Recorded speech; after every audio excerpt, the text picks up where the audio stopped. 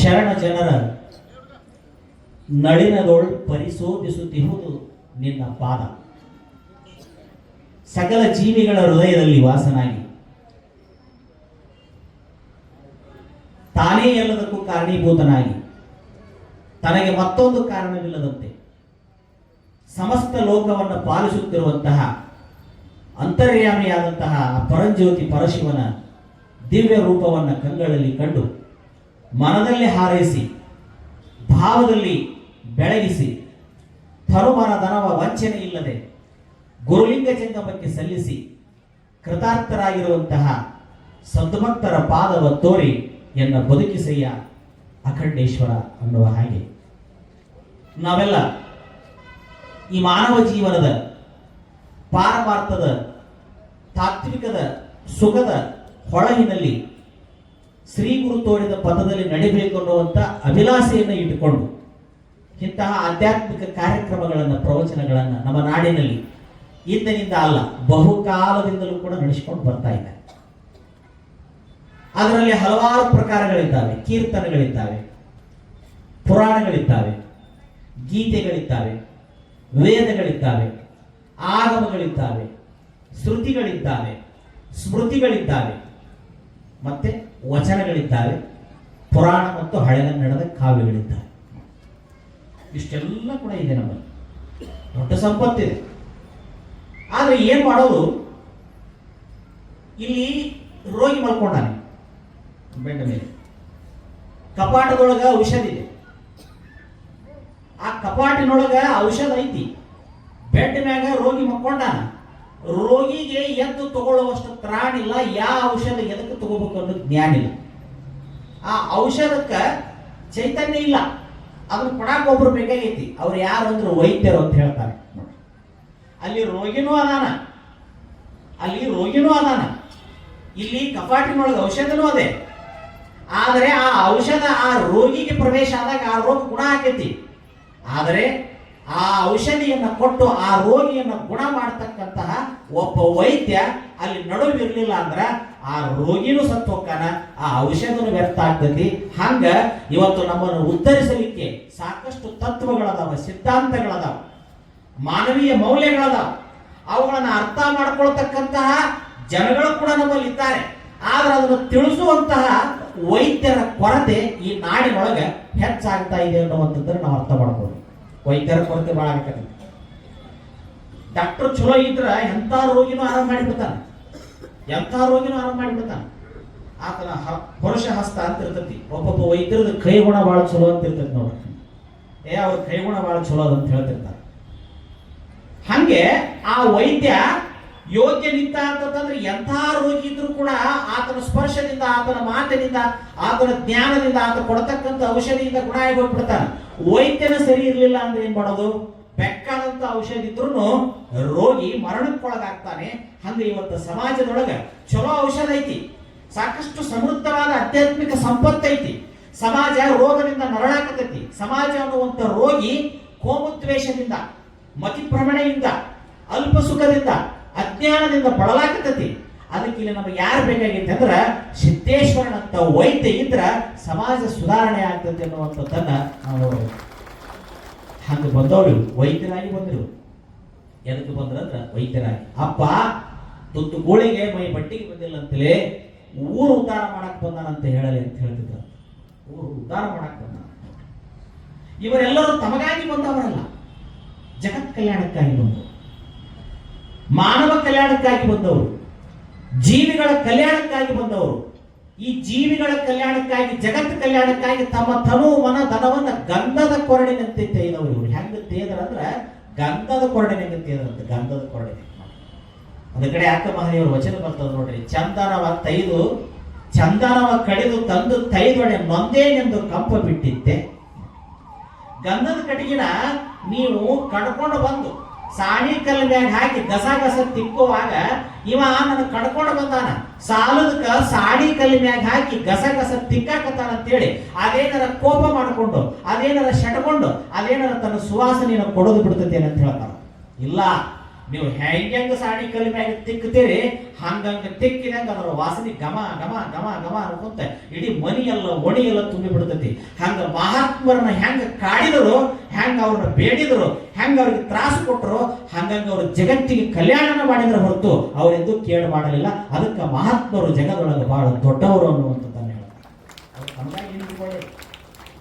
ಏನನ್ನೂ ಬೇಯಿಸಲಿಲ್ಲ. ಅವರ ಅಂತರಂಗದೊಳಗೆ ಸ್ವಾರ್ಥ ಅನ್ನೋದು ಲವಲೇಶವೂ ಬರಲೇ ಇಲ್ಲ.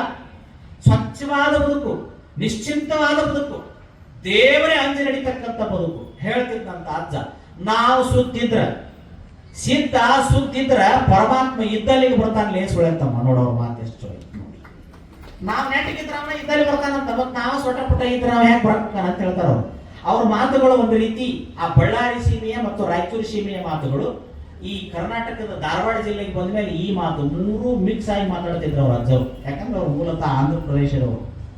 ಹೀಗಾಗಿ ಅಂತ ಪುಣ್ಯಾತ್ಮರು ಹೆಂಗ್ ಬರ್ತಾರ ಅವರು ಅಂದ್ರ ಲೋಕದವ್ರು ಬಂದಂಗ ಬರೋದಿಲ್ಲ, ಲೋಕದವ್ರು ಇದ್ದಂಗೆ ಇರೋದಿಲ್ಲ, ಲೋಕದವ್ರು ಹೋದಂಗೆ ಹೋಗೋದಿಲ್ಲ. ಅವ್ರು ಹೆಂಗ ಬರ್ತಾರಂದ್ರ ಪುಣ್ಯದಂತೆ ಬರ್ತಾರಂತ. ಜಗತ್ತಿನ ಪುಣ್ಯ ಹಣ್ಣಾದಾಗ ಸಿದ್ದಪ್ಪಜನಂತ ಪುಣ್ಯಾತ್ಮರು ಭೂಮಿಗೆ ಬರ್ತಾರಂತ ಹೇಳ್ತಾರೆ. ಲೋಕದ ಪುಣ್ಯ ಹಣ್ಣ ಆಗ್ಬೇಕಂತ, ಪುಣ್ಯ ಹಣ್ಣಾದಾಗ ಬರ್ತಾರ ಅವ್ರು. ಮತ್ತ ಅವ್ರು ಯಾವಾಗ್ಲೂ ಹೆಂಗಿರ್ತಾರಂದ್ರ ಈ ಮಂಡ ಮೆಣಸಿನ ಗಿಡದ ಜಾತಿ ಅಂತ ಅವ್ರ ಮಹಾತ್ಮರು. ಯಾವಾಗ್ಲೂ ಮಂಡ ಮೆಣಸಿನ ಗಿಡ ಅಂತ ಗೊತ್ತಿರ್ತಕ್ಕಲ್ಲ, ಅದು ಯಾವಾಗ್ಲೂ ಮಡಿ ಮಾಡಿದ ಜಾಗದಾಗ ಬೆಳೆದಿಲ್ಲ. ಅದು ಮಡಿ ಮಾಡಿದ ಜಾಗದಾಗ ಅದನ್ನ ಮಡಿ ಮಾಡಿರ್ತೀರಿ ನೀವು, ಮಡಿ ಮಾಡಿದ ಜಾಗದಾಗ ನರ್ಸರಿ ಮಾಡಿದ ಜಾಗದಾಗ ಬೆಳೆದಿಲ್ಲ. ಅದನ್ನ ಕಿತ್ತು ತಗೊಂಡು ಬಂದು ಬೇರೆ ಕಡೆ ಹಚ್ಚಿ ಅವಾಗ ಬೆಳೀತಿತ್ತದು. ಹಂಗ ಮಹಾತ್ಮರು ಹುಟ್ಟಿದ ಊರಾಗ ಎಂದೂ ದೊಡ್ಡವರಾಗುದಿಲ್ಲ ಅಂತವ್ರು. ಅವ್ರು ಯಾವಾಗಲೂ ಮತ್ತೊಂದು ಕಡೆ ಹೋಗೇನ ಜಗತ್ತು ಬೆಳಗ್ತಾರಂತ. ಅದಕ್ಕೆ ಅವ್ರಿಗೆ ಇದ ಊರು ಇದ ಸೀಮೆ ಅನ್ನೋದಿಲ್ಲ ಅಂತ. ಅವ್ರು ಎಲ್ಲಿರ್ತಾರ ಅದು ಅವ್ರ ಊರಾಕಂತ ಕರೆದು ಮಾತಾಡಿಸಿದವ್ರು ಅವ್ರ ಬಂಧು ಬಳಗಕ್ಕವಂತ. ಅವ್ರು ಯಾರು ಹೊಟ್ಟೆ ತುಂಬ ಅನ್ನ ಹಾಕಿದವ್ರ ತಂದೆ ತಾಯಿಗಳಕ್ಕಾರಂತ. ಅವ್ರಿಗೆ ಯಾರು ಭಕ್ತಿಯಿಂದ ನಡ್ಕೊಂತಾರ ಅವರೇ ಭಕ್ತರಕ್ಕಾರಂತ. ಅದಕ್ಕೆ ಮಹಾತ್ಮರಿಗೆ ಸೀಮೆ ಇಲ್ಲ, ಪರಮಾತ್ಮನಿಗೆ ಸೀಮೆ ಇಲ್ಲ, ಸಿದ್ದಪ್ಪಜ್ಜನಂತ ಮಹಾತ್ಮರಿಗೂ ಸೀಮೆ ಇಲ್ಲ. ಸೀಮೆಯ ಮೀರಿದ ನಿಶೀಮರಂತೀವಿ. ಸೀಮೆಯ ಮೀರಿದ ನಿಶೀಮ ಇವರಿಗೆ ಸೀಮೆನೇ ಇಲ್ಲ. ನಮಗೂ ನಿಮಗೂ ಒಂದು ಸೀಮೆದೆ, ನಮಗೂ ನಿಮಗೂ ಮನೆದು ಸೀಮೆ ಅದಾವ, ಊರಿನ ಸೀಮೆ ಅದಾವ, ಹೊಲಗಳ ಸೀಮೆ ಅದಾವ, ಗ್ರಾಮದ ಒಂದು ಸೀಮೆ ಅಂತ ಇರ್ತದೆ. ಈ ಗ್ರಾಮ ಇಲ್ಲಿಗೆ ಮುಗಿದ್ ನೋಡಿ, ಈಚೆ ಕಡೆಯಿಂದ ಮತ್ತೊಂದು ಗ್ರಾಮ ಬಂತು ಗ್ರಾಮದ ಸೀಮೆ ಅದಾವ. ಮುಂದೆ ಗ್ರಾಮ ಮುಗಿದ ಮೇಲೆ ಮತ್ತೊಂದು ಗ್ರಾಮದ ಸೀಮೆ ಐತಿ, ತಾಲೂಕಿನ ಸೀಮೆ ಐತಿ, ಜಿಲ್ಲಾದ ಸೀಮೆ ಐತಿ, ಕೊನೆಗೆ ರಾಜ್ಯಕ್ಕೆ ಸೀಮೆ ಐತಿ, ಕೊನೆಗೊಂದು ದೇಶಕ್ಕೂ ಸೀಮೆ ಐತಿ.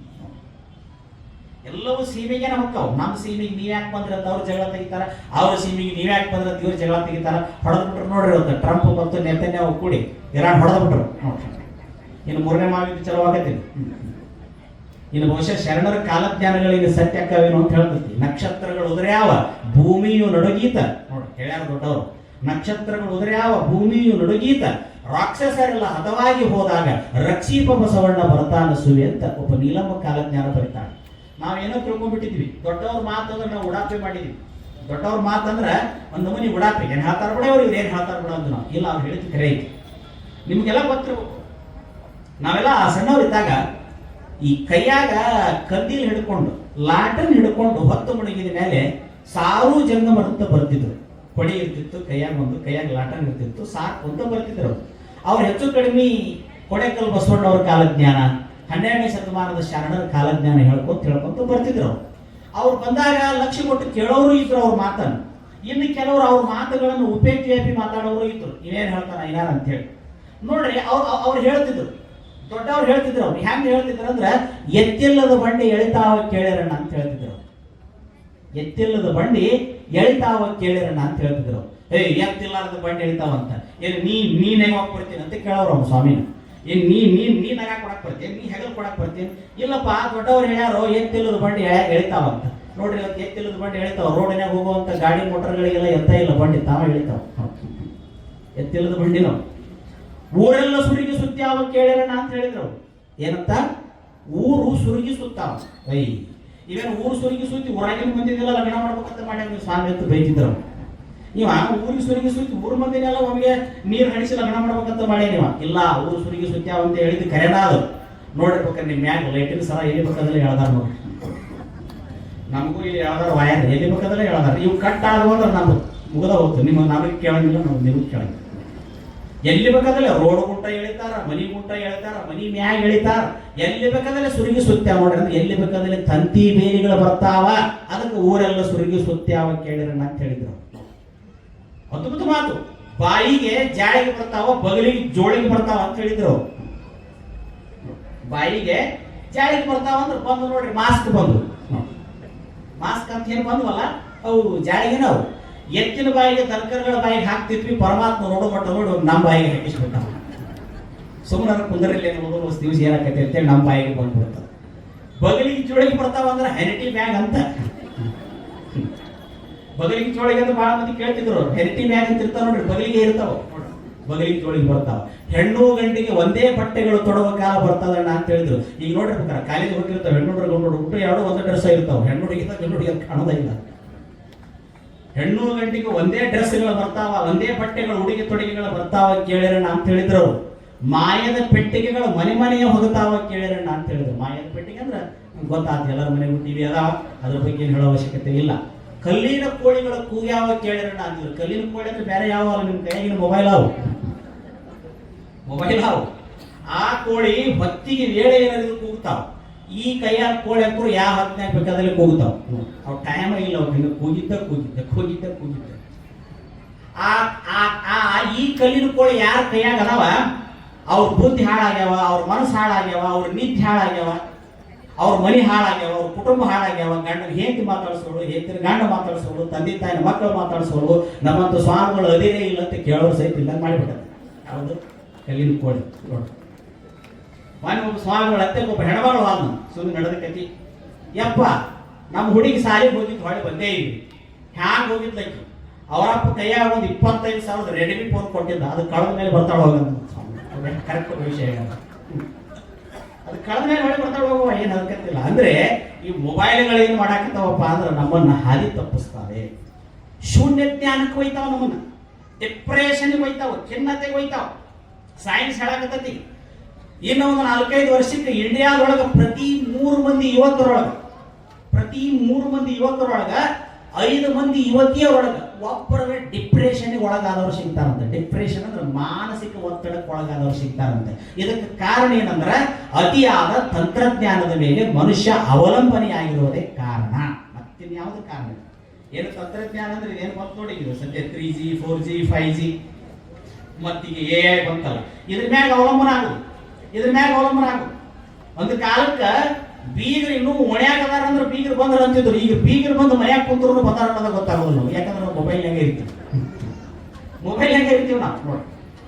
ಇವತ್ತು ಒಂದು ಕಾಲಕ್ಕೆ ಇವೆಲ್ಲ ಜಗತ್ತು ತುಳುಕಾಡ್ತಿದ್ವು, ಆದ್ರೂ ಇಟ್ಟ ಜನ ಅದಾರ. ಕಾರಣ ಅಂದ್ರೆ ಅವ್ರ ಕೈಯಾಗಿನ ಮೊಬೈಲ್ ಕಾರಣ. ಅಲ್ಲೇ ಹೇಳ್ತಾರೆ ಸ್ವಾಮಿಗಳು, ನಮ್ಮ ಮೊಬೈಲ್ನಾಗ ಬಂದು ತಲೆ ಬರ್ತೈತಿ.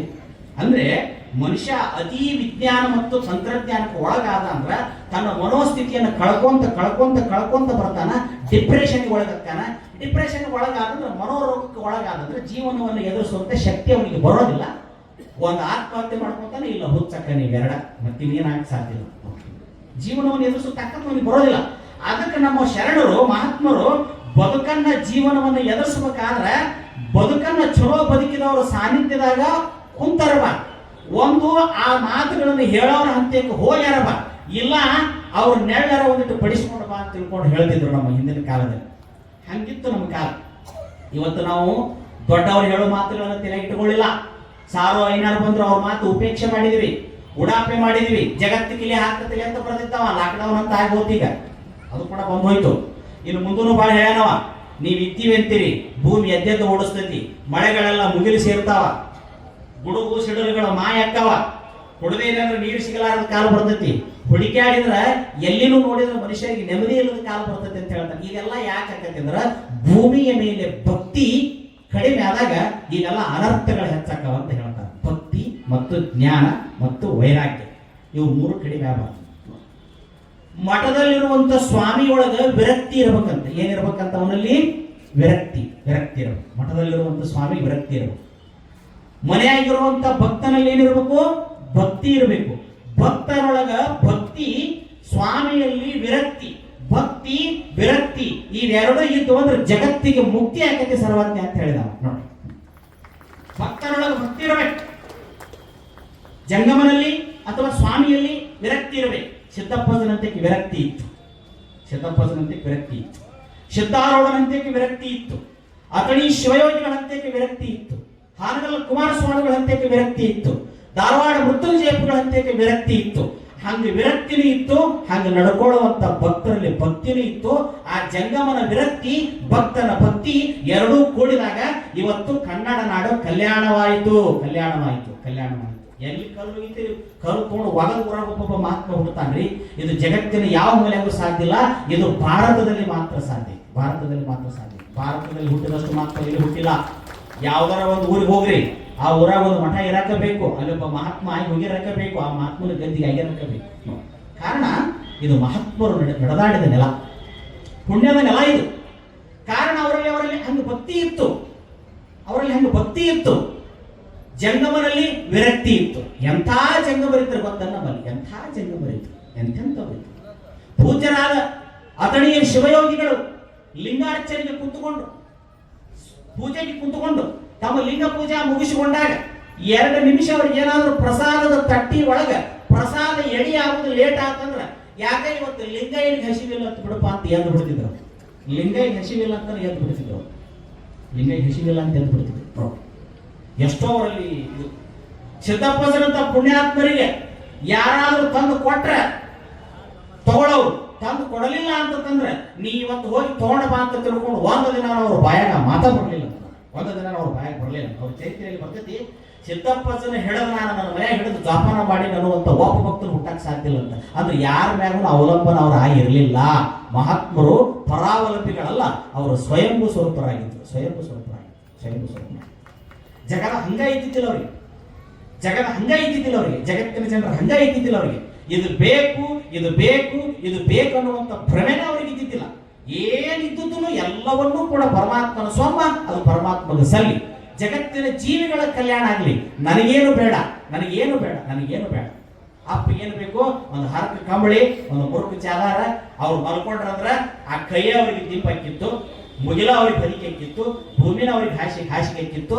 ಹಿಂಗೆ ಬದುಕಿರ್ತಕ್ಕಂಥ ಮಹಾತ್ಮರು ಅವರು ಯಾವಾಗಲೂ ಕೂಡ ಜಗತ್ ಕಲ್ಯಾಣಕ್ಕಾಗಿ ಮಿಡಿದ್ರ ಹೊರತು ಅವರು ತಮ್ಮ ಸ್ವಾರ್ಥಕ್ಕಾಗಿ ಎಂದು ಬದುಕಲಿಲ್ಲ. ಅಂಥವ್ರು ಭಕ್ತರ ಹೃದಯದೊಳಗ ಭಕ್ತಿಯನ್ನು ಜಾಗೃತ ಮಾಡಕ್ ಬಂದ್ರು, ಮಾನವ ಜೀವನದ ಕಲ್ಯಾಣವನ್ನ ಮಾಡಕ್ ಬಂದ್ರು. ಅದಕ್ಕೆ ಇವತ್ತು ಯಾಕೆ ಈ ನಾಡು ಸುಭಿಕ್ಷೆಯಿಂದ ತುಂಬಿ ತುಳುಕಾಡ್ತೈತೆ ಅಂದ್ರೆ, ಬೇರೆ ಬೇರೆ ದೇಶಗಳಲ್ಲಿ ಯುದ್ಧ ಗದ್ದಲಗಳು ನಡೆದ್ರು, ಇವತ್ತು ಕನ್ನಡ ನಾಡು ಯಾಕೆ ಸುಖಿ ಐತೆ ಅಂದ್ರೆ ಇದಕ್ಕೆ ಶರಣರಂತ ಕೊಡುಗೆ ಮಹಾತ್ಮರು, ಶಿವಯೋಗಿಗಳು, ಸತ್ಪುರುಷರ ಕೊಡುಗೆ ಈ ನಾಡಿನೊಳಗೆ. ಅದಕ್ಕಿಲ್ಲಿ ಸದಾಶಿವ ಶಾಸ್ತ್ರಿ ಈ ಚರಿತ್ರೆಯಲ್ಲಿ ಬಾವಿನಿ ಷಟ್ಪದಿಯ ಅಧ್ಯಾಯದೊಳಗೆ ಏನು ಬರೆಯಕತ್ತಾನಂದ್ರ, ಸ್ವರ್ಗ ಕೈಲಾಸ ಅಂತೀವಿ ನಾವು, ಅದನ್ನ ಯಾರು ನಾವು ನೋಡಿಲ್ಲ, ಅದು ಸುಮ್ಮನೆ ನಮಗೆ ನೋಡಕ್ಕೂ ಸಿಗಂಗಿಲ್ಲ. ನಿಜವಾದ ಸ್ವರ್ಗ, ನಿಜವಾದ ಕೈಲಾಸ ಅದು ಎಲ್ಲಿ ಐತೆ ಅಂದ್ರೆ ಅದು ಭೂಮಿ ಮೇಲೆ ಐತೆ ಅಂತ ತಿಳ್ಕೊಂಡು ಬರೀತಾನ. ಅದು ಎಲ್ಲಿ ಐತೆ ಅಂದ್ರೆ ಇಲ್ಲೇ. ಯಾಕೆ ಭೂಮಿ ಮೇಲೆ ಐತಿ? ಭೂಮಿ ಮೇಲಿನ ಸ್ವರ್ಗ ಯಾಕೆ ಐತಿ ಅಂತಂದ್ರೆ, ಯಾರು ಅಲ್ಲಿ ಹೋಗಿ ಬಂದವ್ರು ಅದಾರ, ಯಾರು ಹೋಗಿ ಬಂದಿರ ಇಲ್ಲಿ ಕೂತವ್ರು ಬಹಳ ಮಂದಿ ಕೇಳ್ತೀನಿ, ಕೈಲಾಸವನ್ನು ಯಾರು ನೋಡಿ ಬಂದ್ರಿ ಕೈ ಎತ್ತಿರಿ ನೋಡೋಣ. ಇಲ್ಲ, ಯಾರು ನೋಡಿ, ವೈಕುಂಠ ಯಾರು ನೋಡಿ ಬಂದ್ರಿ? ಶೈವರಿಗೆ ಕೈಲಾಸ, ಶೈವ ಧರ್ಮದವರಿಗೆ, ವೀರಶೈವರಿಗೆ ಕೈಲಾಸ, ಇವರಿಗೆ ಕೈಲಾಸ. ವೈಷ್ಣವ ಪಂಥದವರಿಗೆ ವೈಕುಂಠ, ಇವ್ರಿಗೇನು, ಇವ್ರಿಗೆ ವೈಕುಂಠ. ಇವ್ರು ವಿಷ್ಣುವಿನಂತೆ ಕೊಟ್ಟಾರ ವೈಕುಂಠ. ಇನ್ನ ಜೈನರಿಗೆ ಜೈನ ಧರ್ಮ ಅರ್ಹಂತ, ಅರ್ಹಂತ್, ಅರ್ಹಂತ್, ಅರ್ಹಂತ್, ಅರ್ಹಂತ್. ಬೌದ್ಧರಿಗೆ ಮೋಕ್ಷಗಾಮಿನಿ, ಮೋಕ್ಷಗಾಮಿನಿ, ಹಿಂದಿಲ್ಲ ಮುಂದೆ ಬರುವುದಿಲ್ಲ, ಮೋಕ್ಷ ಶೂನ್ಯ, ಶೂನ್ಯ, ಶೂನ್ಯ, ಶೂನ್ಯ. ಇನ್ನು ನಾಸ್ತಿಕರಿಗೆ ಹಿಂದೂ ಇಲ್ಲ ಮುಂದೆ ಇಲ್ಲ, ಏನು ಸಿಗ್ತದೆ ಅದರ ತಿನ್ನು ಒಂದಿನ ಸತ್ತು ಹೋಗ್ಬಿಡು. ಅವ್ರು ನಾಸ್ತಿಕರಂತೆ ಕರೀತಾರೆ, ಚಾರ್ವಾಹಕರಂತೆ ಕರೀತಾರೆ. ಈ ಚಾರ್ವಾಹಕರನ್ನ ಬಿಡ್ರಿ, ಇವರೆಲ್ಲ ಕಾಲಕ್ಕೂ ಇದ್ರು ಈ ದೇಶದಲ್ಲಿ. ನೋಡ್ರಿ, ಅಂತ ಭಕ್ತಿ ದೇಶ ಉಳ್ಳಂತ ಈ ಭೂಮಿಯ ಮೇಲೆ ಚಾರ್ವಾಹಕರನ್ನವರು ಸಹಿತ ಇದ್ರು. ದೇವರ ಅದಾನಂತ ಅನ್ನುವಂತ ಧರ್ಮಗಳು ಇದ್ವು, ದೇವರನ್ನ ನಾವು ಇಲ್ಲಂತ ಹೇಳೋ ಧರ್ಮಗಳು ಇದ್ವು. ಇವೆಲ್ಲವೂ ಈ ದೇಶದೊಳಗಾಗಿ ಹೋಗ್ಯಾವ ಸ್ವಾಮಿ. ಅದಕ್ಕೆ ನಾವು ಸುಮ್ಮನೆ ನಾವು ಒಂದು ಮುಖವಾಗಿ ಭಾರತವನ್ನು ನೋಡಬಾರ್ದು, ಹಲವು ಮುಖವಾಗಿ ಭಾರತವನ್ನು ನೋಡಬೇಕು. ಯಾಕಂದ್ರೆ ಭಾರತದಲ್ಲಿ ಇದ್ದಷ್ಟು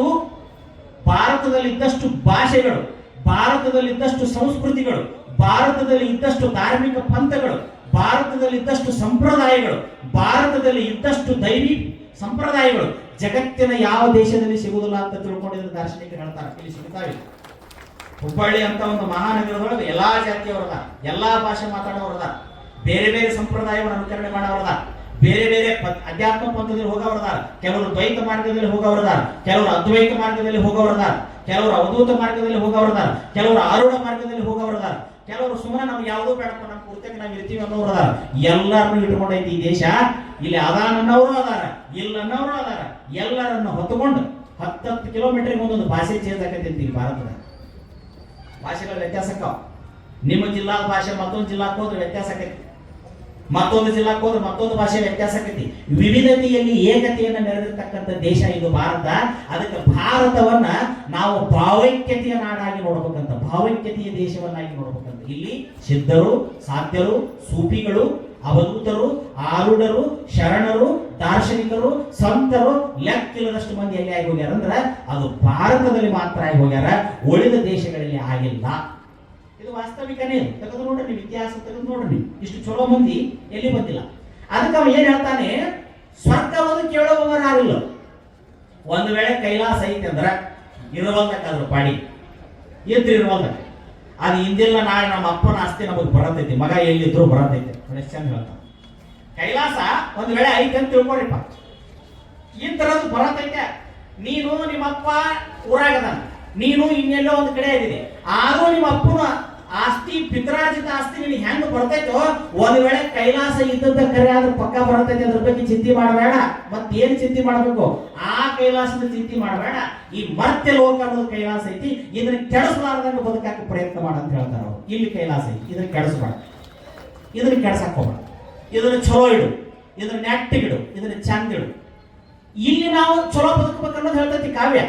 ಬಹಳ ಮಂದಿ ಕೈಲಾಸ ಕೈಲಾಸ ಕೈಲಾಸ ಎಲ್ಲೈತಿಪ್ಪ, ಅಪ್ಪು ಸತ್ತ, ಅಪ್ಪನ ಅಪ್ಪು ಸತ್ತ, ಅವ್ರ ಅಪ್ಪು ಸತ್ತ, ಒಬ್ಬರ ಮೊಮ್ಮಕ್ಕಳನ್ನ ಆರಾಮದೇವಿ ಅಂತ ಪತ್ರ ಬರ್ದಾರನು. ಯಾರ ಮನೆಗೆ ಪತ್ರ ಬಂದತ್ತೇನು, ಇದು ಸ್ವರ್ಗದ ಓಲೆ. ಯಾರ ಹುಡುಕಲ್ಲ ಅವ್ರ ಮನೆಗೆ ಯಾರ ಲೆಟರ್ ಬರ್ದಿದ್ರು ತಂದಾರ ಕೊಡ್ರಿ, ನನಗೆ ಮುಂದಿನ ಊರಾಗ ತೋರಿಸ್ತೀನಿ. ಯಾಕಂದ್ರೆ ಒಂದು ವರ್ಷದ ಒಂದು 20 ಊರು ತಿರುಗಿತ್ತು ನಾವು. ಹಂಗ ಈ ಮ್ಯಾಲ ನಮ್ದು ಈಗ ಒಂದು 2 ವರ್ಷ ಅದು ಹಂಗೆ ಕಂಟಿನ್ಯೂ ಐತೆ. ಬಳ್ಳಾರಿ ಮುಗೀತು, ರಾಯಚೂರು ಮುಗೀತು, ಕಲಬುರಗಿ ಮುಗೀತು, ಕಲ್ಯಾಣ ಮುಗೀತು, ಈಗ ಹುಬ್ಬಳ್ಳಿಗೆ ಬಂದಿವಿ. ಮತ್ತೆ ಇದು ಹಂಗೆ ಮತ್ತೆ ಮುಗಿದ ಮೇಲೆ ಮತ್ತೆ ನಾವು ಹೋಗೈತಿ, ಮತ್ತೆ ಸಿಂಧನೂರು ಹೋಗೈತಿ, ಮತ್ತೆ ಕುಷ್ಟಿಗೆ ಹೋಗೈತಿ, ಮತ್ತೆ ಹಂಗೆ ಇಳ್ಕ ಹಂಗೆ ಹೋಗುತ್ತಾ ಇದೆ. ಯಾಕಂದ್ರೆ ನಾವು ಕುಡದಷ್ಟು ನೀರ, ನಾವು ಅಡ್ಡಾಡಿದಷ್ಟು ಊರ, ನೀವು ಇಲ್ಲಿದ್ದವ್ರು ಯಾರ್ಯಾರ್ಯಾರು ಹೋಗುದು. ಹೊಸಲ ದಾಟಿದ್ರು ಹೊಸ ಏನಾರು ನಾವು, ಹೊಸಲ ದಾಟಿದ್ವಿ ಹೊಸ ಸಂಪೂರ್ಣ ನಾವು.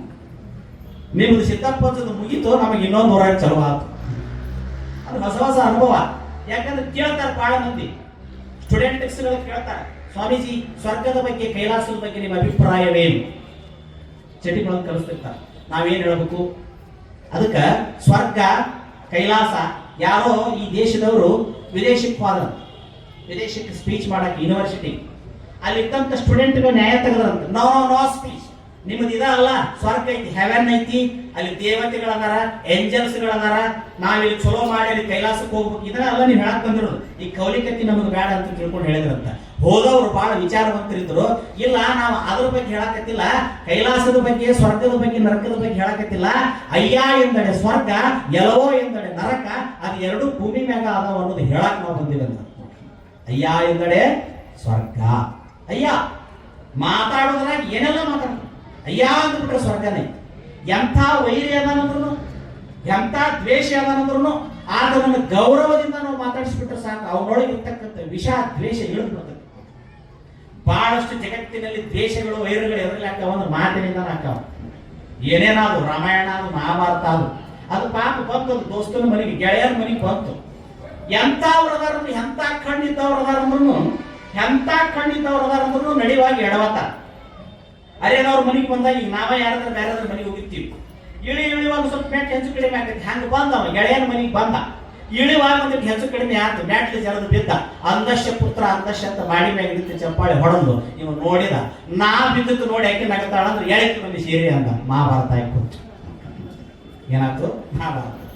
ಕುಟುಂಬ ಮಗ ಕೂಟ ಅಂದಕ್ಕೆ, ಯಾಕಂದ್ರೆ ಧೃತರಾಷ್ಟ್ರ ಕೂಟ, ಇವ್ ದುರ್ಯೋಧನ ಇಳಿವಾಗ ಒಂದಿಟ್ಟು ಹೆಚ್ಚಿ ತಪ್ಪಿ ಬಂದಿದ್ದ ಧರ್ಮರಾಜನ ಮನೆಗೆ. ಮೊದಲು ಗೆಳೆಯರೇ ಬಂದಾಗ ಇವ ಇಳಿವಾಗ ಸ್ವಲ್ಪ ಒಂದು ಜೋರಿ ಹೋತು. ಹೊಸ ಮನೆಗೆ ಬಂದಾಗ ಒಂದಿಟ್ಟು ಮ್ಯಾತ್ ಇಳಿ ಹೋಗಿಲ್ಲ, ಅವನು ಇಳಿಯಾಕವಾಗ ಒಂದಿಟ್ಟು ಬಿದ್ದ, ಬ್ಯಾಗ್ ನಿಂತಾಗಿ ಅಯ್ಯೋ ಹಗರ್ಕ ಇಳಿರಿಪ್ಪ, ಮೆತ್ತ ಇಳಿರಿ ಅಂತ 2 ಮಾತು ಅಂದು ಬಿಟ್ಟಿದ್ಲಂದ್ರ ಮಹಾಭಾರತ ಆಗತ್ತಿದ್ದಿಲ್ಲ.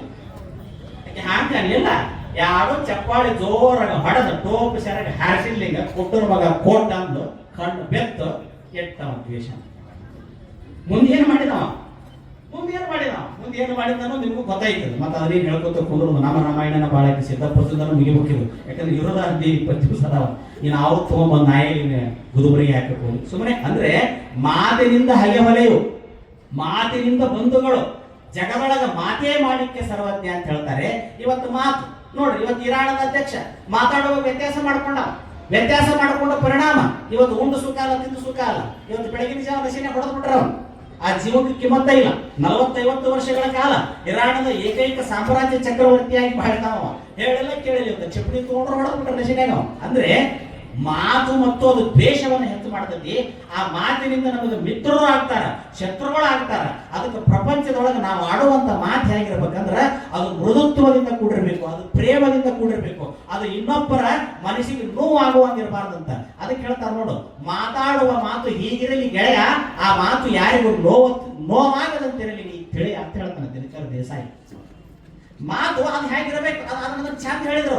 ಶರಣ ಇಷ್ಟು ಚಂದ ಹೇಳಿದ್ರು, ಅಯ್ಯ ಎಂದಡೆ ಸ್ವರ್ಗ, ಎಲ್ಲವೋ ಎಂದಡೆ ನರಕ, ಸತ್ಯವ ನುಡಿಯುವುದೇ ದೇವಲೋಕ, ಮಿಥ್ಯವ ನುಡಿಯುವುದೇ ಮರ್ತ್ಯಲೋಕ, ಆಚಾರವೇ ಸ್ವರ್ಗ, ಅನಾಚಾರವೇ ನರಕ. ಎಷ್ಟು ಸರಳ ಐತಿದು. ಇದನ್ನೇನು ಸಂಸ್ಕೃತ ಓದಬೇಕಂತಿಲ್ಲ, ಸಂಸ್ಕೃತದ ಫಿಲಾಸಫಿ ಓದಬೇಕಂತಿಲ್ಲ, ಸ್ವಚ್ಛ ಕನ್ನಡದಾಗ ಐತೆ. ಆಚಾರವೇ ಸ್ವರ್ಗ ಅಂದ್ರೇನು? ನಾವು ನಡ್ಕೊಳ್ಳುವಂತ ರೀತಿ ನೀತಿಗಳು. ಆಚಾರ ಅಂದ್ರೇನು? ಒಳ್ಳೆ ಮಾರ್ಗಕ್ಕೆ ಆಚಾರ ಅಂತ ಕರೀತಾರೆ. ನೀವು ಜಗಳ ಮಾಡುವಾಗ ಅಂತಿರಂಗಿಲ್ಲ, ನೀ ಇಲ್ಲದ ಆಚಾರ ಹೇಳಕ್ ಕೊಡಬೇಡ ಹೋಗ್ಪ ಅಂತ ನೀ ಸುತ್ತಿರೋ ಅನ್ನಂಗಿಲ್ಲ. ಆಚಾರ ಅಂದ್ರೇನು? ನಡೀತಕ್ಕಂಥ ಮಾರ್ಗಕ್ಕೆ ಆಚಾರ ಅಂತ ಕರೀತಾರೆ. ಆಚಾರ ಅಂದ್ರೆ ನಡೆಯುವಂತ ಮಾರ್ಗ. ಸಿದ್ದಪ್ಪನಂತವ್ರ ದೃಷ್ಟಿ ಒಳಗೆ ಆಚಾರ ಯಾವುದು ಅಂದ್ರ ನಿನ್ನ ಕಣ್ಣ, ಕಿವಿ, ಮೂಗು, ನಾಲ್ಗಿ, ಚರ್ಮ ಕೆಟ್ಟದ್ರ ಕಡೆ ಹೋಗಲಾರ್ದಂಗ ನೆಟ್ಟಗೆ ಇಟ್ಕೊಂಡು ನಡೆದೈತಲ್ಲ, ಇದರ ಆಚಾರ ಅಂತ ಹೇಳ್ತಾರ ಸಿದ್ದಪ್ಪ. ಇದ ಆಚಾರ. ಅನಾಹುತ ಇವ ನಮ್ಮಂತ ಸ್ವಾಮಿಗಳನ್ನ ಲಗಾಯಿಸಿ ನೆಲಕ್ಕೆ ಒಗತ ಒಯ್ಯುವ ಇವ, ನಿಮ್ಮಂತ ಭಕ್ತರ ದಿವಾಳಿ ಮುಗಿಸುವ ಇವ. ಅದಕ್ಕ ನಮ್ಮಲ್ಲಿ ಹೇಳ್ತಾರ, ಭಕ್ತ ಬಾಳಿಯ ಕೊನೆಯಂಗ ಬಾಯಿ ಬೆಳಿಬೇಕಂತ. ಭಕ್ತ ಬಾಳಿ ಕೊನೆಯಂಗ ಬಾಯಿ ಬೆಳಿಬೇಕಂತ, ಬಾಗಿಕೊಂಡಿರ್ಬೇಕಂತ. ಬಾಳಿ ಕೊನಿ ತನ್ನ ತನ್ನ ತನ್ನ ಒಡರೊಳಗೆ ಇಷ್ಟ ಹಾಕೊಂಡ ಹಣ್ಣು ಇಟ್ಕೊಂಡ್ರು ನನ್ನಂತೆ ಕೆಟ್ಟಾಕೋದ ಹಣ್ಣು ಅದಾರೋಡಂತೆ ಶಟದ ನಿಲ್ಲೋದಿಲ್ಲ ಅಂತ. ಅದು ಬಾಯಿಗೆ ನಿಂದಿರ್ತದೆ. ಜೋಳದ ತೆನಿ ಎಟ್ಟೆತ್ತರಕ್ಕೆ ಬೆಳೆದ್ರೆ ಅದ್ರ ತೆನಿ ಮಾತ್ರ ಹಿಂಗೆ ಬಾಯಿಗೆ ನಿಂದಿರ್ತದಂತ. ಒಲಿ ಮುಂದಿನ ಇಕ್ಕಳ ಅದು ಯಾವಾಗಿದ್ರು ಹೆಂಗ್ ಹಾಕಿದ್ರು ಬಾಯಿಗೆ ಇರ್ತದಂತ. ಭಕ್ತ ಬಾಗಿಕೊಂಡಿರ್ಬೇಕಂತ. ಭಕ್ತ ಯಾವಾಗಲೂ ಬಾಗಿಕೊಂಡಿರ್ಬೇಕು. ನಾ ಸಣ್ಣವ, ಜಗತ್ತು ದೊಡ್ಡದು, ಪರಮಾತ್ಮ ದೊಡ್ಡವ, ಜಂಗಮ ದೊಡ್ಡವ ಅನ್ನೋ ಒಂದು ಭಕ್ತ ಇರ್ಬೇಕಂತ. ಇನ್ನು ಸ್ವಾಮಿ ಜಂಗಮ ಹೆಂಗಿರ್ಬೇಕಂತ? ತನ್ನನ್ನ ತಾನು ನಿಯಂತ್ರಣದೊಳಗೆ ಇಟ್ಕೊಂಡಿರ್ಬೇಕಂತ, ತನ್ನ ಮೇಲೆ ವಿಜಯವನ್ನು ಸಾಧಿಸ್ಬೇಕಂತ. ಯಾವ ಸ್ವಾಮಿ ತನ್ನಲ್ಲಿ, ಅದಕ್ಕೆ ನಮ್ಮಲ್ಲಿ ಹೇಳ್ತಾರೆ ಸ್ವಾಮಿನ ಮಾಡಬಾರ್ದಂತ, ಸ್ವಾಮಿಗಳು ಮಾಡಕ್ ಹೋಗ್ಬಾರ್ದಂತ, ಸ್ವಾಮಿ ಆಗ್ಬೇಕಂತ. ಎರಡು ಅದಾವ ನಮ್ಮಲ್ಲಿ, 2 ತರದ ವರ್ಗ ಅದಾವ. ಒಂದು ಸ್ವಾಮಿಗಳು ಮಾಡಿರ್ತೀವಿ ನಾವು, ಯಾವ್ದಾರ ಒಂದು ಮಠ ಖಾಲಿ ಅಂತಂದ್ರೆ ಸ್ವಾಮಿ ತಗೊಂಬಂದು ಮಾಡಿರ್ತೀವಿ. ಇನ್ನ ಇವ್ರದೊಂದು ವರ್ಗ ಐತಿ. ಸಿದ್ದಪ್ಪನಂತವ್ರು ಯಾವ ವರ್ಗಕ್ಕೆ ಸೇರ್ತಾರ ಅಂದ್ರೆ ಸ್ವಾಮಿನ ಅವ್ನು ಯಾರೋ ಮಠ ಖಾಲಿ ಐತಿ ಅಂತ ಕರ್ಕೊಂಬಂದು ಮಾಡಲಿಲ್ಲ, ತನ್ನಷ್ಟಕ್ಕೆ ತಾ ತಿಳ್ಕೊಂಡು ಸ್ವಾಮಿ ಅದಾವ. ಸ್ವಾಮಿ ಏನ್ ಆಯ್ಕೆ ಬಂದಿರ್ತಾನ ನೋಡ ಮನಸ, ಅವ್ ಪಕ್ಕ ಉಳಿತಾನಂತ. ಹಿಡ್ಕೊಂಡು ಬಂದಿರ್ತಾನೋ ನಾವು ಎದವತ್ತು ಮಾಡಕ್ ನಿಂದಿರ್ತಾನ. ನಾನು ಹೇಳೋದಿಲ್ಲ, ಇದನ್ನ ಹೇಳ್ತಾನ. ಎದವತ್ತು ಮಾಡಕ್ ನಿಂದಿರ್ತಾನ, ಹಿಡ್ಕೊಂಡ್ ಬಂದು ನಾವು ಬೇಟೆ ಆಡೋದಿಲ್ಲ. ಹಾಗ ನೋಡ್ರಿ ಕರ್ನಾಟಕದಾಗ ಬೆಳಗಾರದ ಟಿವಿ ಹಚ್ಚಿದ್ರೆ ಯಾವ್ದಾರ ಒಬ್ಬ ಸ್ವಾಮಿದ ಬಂದು ಬರ್ತದೆ. ಪರಿಸ್ಥಿತಿ ಎಷ್ಟು ಕೆಟ್ಟದ, ಯಾವ್ದಾರ ಒಬ್ಬ ಮಾಡಿದ್ರೆ ನಮ್ಮಂತ ಹುಬ್ಬಳ್ಳಿ ಹಾಯ್ಲಾರ್ದಂಗ ಯಾವ್ದಾರ ಒಬ್ಬ ಮಾಡಿರ್ತಾನೆ ರಾಜಣ್ಣ. ಚಲೋ ಇದ್ದವ್ರಿಗೂ ಅವಾಗ ಬಂದ್ಬಿಡ್ತಾರ. ಅದಕ್ಕೆ ನೋಡುವ ಕಣ್ಣು ಚಲೋ ಇಟ್ಕೊಡ್ರಿ. ಎಲ್ಲಾ ಸ್ವಾಮಿಗಳು ಕೆಟ್ಟ ಅಂತ ಅನ್ನಕ್ ಹೋಗ್ಬೇಡ್ರಿ. ನಮ್ಮಲ್ಲಿ ಇನ್ನು ಚಲೋ ತಪಸ್ವಿಗಳದ, ಅದ್ರ ಸಂಖ್ಯೆ ಕಡಿಮೆ ಇರಬಹುದು. ಅವ್ರ ಸಂಖ್ಯೆ ಕಡಿಮೆ. ಎಂತೆಂತ ವೈರಾಗ್ಯ ಮೂರ್ತಿಗಳು ಇವತ್ತಿಗೂ ನಮ್ಮಲ್ಲಿ ಅದಾರ. ಆದ್ರೆ ಅವ್ರು ಹೆಂಗಿರ್ತಾರಪ್ಪ ಅಂದ್ರೆ ಎಲೆಮರೆಕಾಯಿ ಹೆಂಗಿರ್ತಾರ, ಅವ್ರು ಎಂದೂ ಹೊರಗೆ ಬರೋದ ಇಲ್ಲ. ಅವ್ರು ಎಂದೂ ಪೇಪರ್ನ್ಯಾಗ, ಟಿವಿಯಾಗ, ವಾಟ್ಸಪ್ನ್ಯಾಗ, ಮೊಬೈಲ್ನ್ಯಾಗ, ವೇದಿಕೆಯಾಗ ಬರೋದ ಇಲ್ಲ. ಅವ್ರು ಗಪ್ಪು ಸುಪ್ಪು ಇರ್ತಾರೆ. ಹೆಂಗಿರ್ತಾರ ಅಂದ್ರೆ ಹಾಲು ಹೆಪ್ಪ ಹಾಕಿದ ಗಪ್ ಇರ್ತಾವ. ಒಮ್ಮೆಗೆ ತುಪ್ಪ ಕಾಸಿದಾಗ ನಾವು ವಾಸನೆ ಬರ್ತದೆ. ಸಿದ್ದಪ್ಪ ಹಂಗಾಗಿತ್ತು ಏನೋ ಮರ ಶಿವರಾತ್ರಿಗೆ ದೊಡ್ಡ ಜಾತ್ರೆ ಆಕತಿ, ನೀವು ನೋಡಿದ್ರೆ ಏನಿಲ್ಲ ಅಂದ್ರೆ ಮಗ ನಾವು 2 ಜಾತ್ರೆ ಆಕವಲೆ ಅಂದ. ಶಿವರಾತ್ರಿಗೆ ಅಲ್ಲಿ ಜಾತ್ರೆ ಆಕತಿ, ಎಲ್ಲಿ ಅಂದ್ರೆ ಅಲ್ಲೇ ಆಚೆ ಕಡೆ ಒಂದ್ ಆಕತಿ. ಇವನು ಕೇಳಿದಂತವ ಸಿದ್ದರಾಮಪ್ಪ ಏನೋ ಯಜ್ಜ ಎಲ್ಲರೂ ಒಂದು ಜಾತ್ರೆ ದೊಡ್ಡ ಜಾತ್ರೆ ಆಗಕತ್ತವ, ನಿನ್ವು ಏನ ಆಗುದಿಲ್ಲ ಅಂದ್ರೆ ಮಗನ ನಮ್ 2 ಅಕ್ಕವಲೆ ಒಂದವರ 2 ಅಕ್ಕವ ನೋಡ್ರಿ 2 ಅಕ್ಕವ ಅಥವಾ ನೋಡಿ ಅಂದ್ರೆ ಅವ್ರು ಹೆಂಗ್ ಇರ್ತಿದ್ರು ಅಂದ್ರೆ ಅದು ನಮ್ಗೆ ಬೇಕು ಅನ್ನುವಂಥ ಭಾವದೊಳಗೆ ಅವ್ರು ಇರ್ತಿದ್ದಾರೆ. ಖರೆ ಸ್ವಾಮಿ ಆದವರು, ನಿಜವಾಗಿ ಸ್ವಾಮಿ ಆದವರು. ಅದಕ್ಕೆ ಸ್ವಾಮಿಗಳನ್ನು ಇವತ್ತು ನಾವೇನ್ ಮಾಡಾಕತ್ತೀವಿ ಅಂದ್ರೆ ಮಾಡಾಕ್ ಹೋಗ್ತೀವಿ, ನೀ ಸ್ವಾಮಿಯಾಗಿ ನೀ ಸ್ವಾಮಿಯಾಗಿ ನೀ ಸ್ವಾಮಿಯಾಗಿ ಅಂತೇಳಿ. ಇನ್ನಂಕರು ಮುಂದೆ ನಮ್ಮ ಹಣೆ ಬರೇಟ ಕೆಟ್ಟಂದ್ರೆ ಮುಂದೆ ನಾವು ಮುದುಕರಾದ ಕಾಲಕ್ಕೆ ಮರಿಗಳು ಸಿಗುವುದಿಲ್ಲ, ನಮಗಿನ್ನ ಮರಿಗಳು ಸಿಗುವುದಿಲ್ಲ. ಇನ್ನು ಏನಿದ್ರೆ ಕಟ್ಟಿ ಮರಿ ನಾಯಿ ಮರಿನ ಸಿಗುವುದಿಲ್ಲ. ಯಾವ ಬರ್ತಾನೆ ಸ್ವಾಮಿ ಹಾಕಿನ್ನ. ಈಗ ನಮಗೆ ತಿಳಿತು, ಶಾಣ್ಯರಿದ್ದೀವಿ, ವಿದ್ಯಾವಂತರಿದ್ದೀವಿ, ಜ್ಞಾನಿಗಳಿದ್ದೀವಿ, ಕಷ್ಟಪಟ್ಟು ಇಲ್ಲಿ ಹಾಗೂ ಕಸುವಾಗಿ ಹಾಕಿದ್ರೆ ಬಹಳ ದೊಡ್ಡ ಹಾಕಿದ್ವಿ. ಈ ಸ್ವಾಮಿ ಆಗಿ ಪರವಾಗಿ ನೋಡಕತ್ತೀವಿ. ಯಾಕಂದ್ರೆ ಚಲೋ ಸ್ವಾಮಿಗಳನ್ನು ಭಕ್ತರು ನೋಡಂಗಿಲ್ಲ, ಚಲೋ ಸ್ವಾಮಿಗಳನ್ನ ಭಕ್ತರು ಗೌರವಿಸಂಗಿಲ್ಲ. ರಾಜ್ ಟಿವಿಯಿಂದ ಬರೋರ್ನ ಜೈ ಅಂತಾರ, ಕಡ್ಕೊಳ್ಳೋದು ಮಡಿವಾಳಪ್ಪ ಹೇಳ್ತಾರ ನೋಡ್ರಿ, ಮಂಡಲದಾಗ ಈ ಮಂದಿ ಮಾಡೋದು ಕಂಡು ಅದಕ್ಕ ಬಂದವರಪ್ಪ ಇಂಥ ದಿನ. ಚಲೋ ಸ್ವಾಮಿಗಳು ನೀವು ಗೌರವಿಸಲೇ ಇಲ್ಲ, ಚಲೋ ಸ್ವಾಮಿಗಳು ಕಿಮ್ಮತ್ತ ಕೊಡ್ಲಿ. ನೀವು ತಿಪ್ಪಿ ಆಗಿದ್ದಂಥವ್ರನ್ನ ಸಿದ್ದಪ್ಪನಂತವ್ರು ನೋಡಲಿಲ್ಲ, ಅವ್ರು ಸತ್ ಮೇಲೆ ನೋಡಿದ್ವಿ, ಅವ್ರು ಸತ್ ಮೇಲೆ ನೋಡಿದ್ವಿ. ಜರದ ರುಮಾಲ 10 ಬೇಳ ಗುಂಗ್ರ ಹಾಕೊಂಡು ಬರೋರು ನೋಡಿದ್ವಿ. ಅವ್ರು ಹಾಯ್ ಹಾಯ್ ಅಂದ್ರು, ನೀವು ಬಾಯ್ ಬಾಯ್ ಅಂದ್ರೆ ಇಲ್ಲೇ ಕುಂತೀವಿ. ಅವ್ ಹೊಡೆದ ಸ್ವಾಮಿ ತಾವಾಗ ಮುಂದೆ ಗಾಡಿ ಹೊಡಿತಾನ, ಇಲ್ಲ ಫಾರಿನ್ ಹೋಗ್ತಾನ, ಏನಾರ ಮಾಡಿ ಬರ್ತಾನ, ಏನಾರ ಅನಾಹುತ ತಕ್ಕವ. ಯಾಕಂದ್ರ ಖರೇ ಅಂದ್ರೆ ಯಾವ ತನ್ನನ್ನು ತಾನು ಸುಟ್ಕೊಂಡು ಸ್ವಾಮಿ ಆಗಿರ್ತಾನ ನೋಡ್ರಿ, ಅವನು ಸುಡಗಾಡದಾಗ ಕುಂದ್ರಿಸಿ ಅವನಿಂದ ಒಂದು ಕಾರಟ ತಪ್ಪಾಗೋದು ಅಂತ. ತಾನ ಚಲೋ ಇದ್ರ ಯಾಕೆ ಬೇಕಾದ್ರೆ ಹಾಕಿ CC ಕ್ಯಾಮ್ರಾ. ಸಿದ್ದಪ್ಪ ಸತ್ತಿದ್ದ ಹೊಗಲೆ ಬೆಕ್ಕದ ಜಗದಾಗ ಕುಂದ್ರಿಸಿ ನನ್ನ ಮಗನ ಹರಕೋ ಆಗ್ತಿದ್ದ ನೋಡ್ರಿ, ಹಿಂಗ ಅವನ ಭಾಷೆ.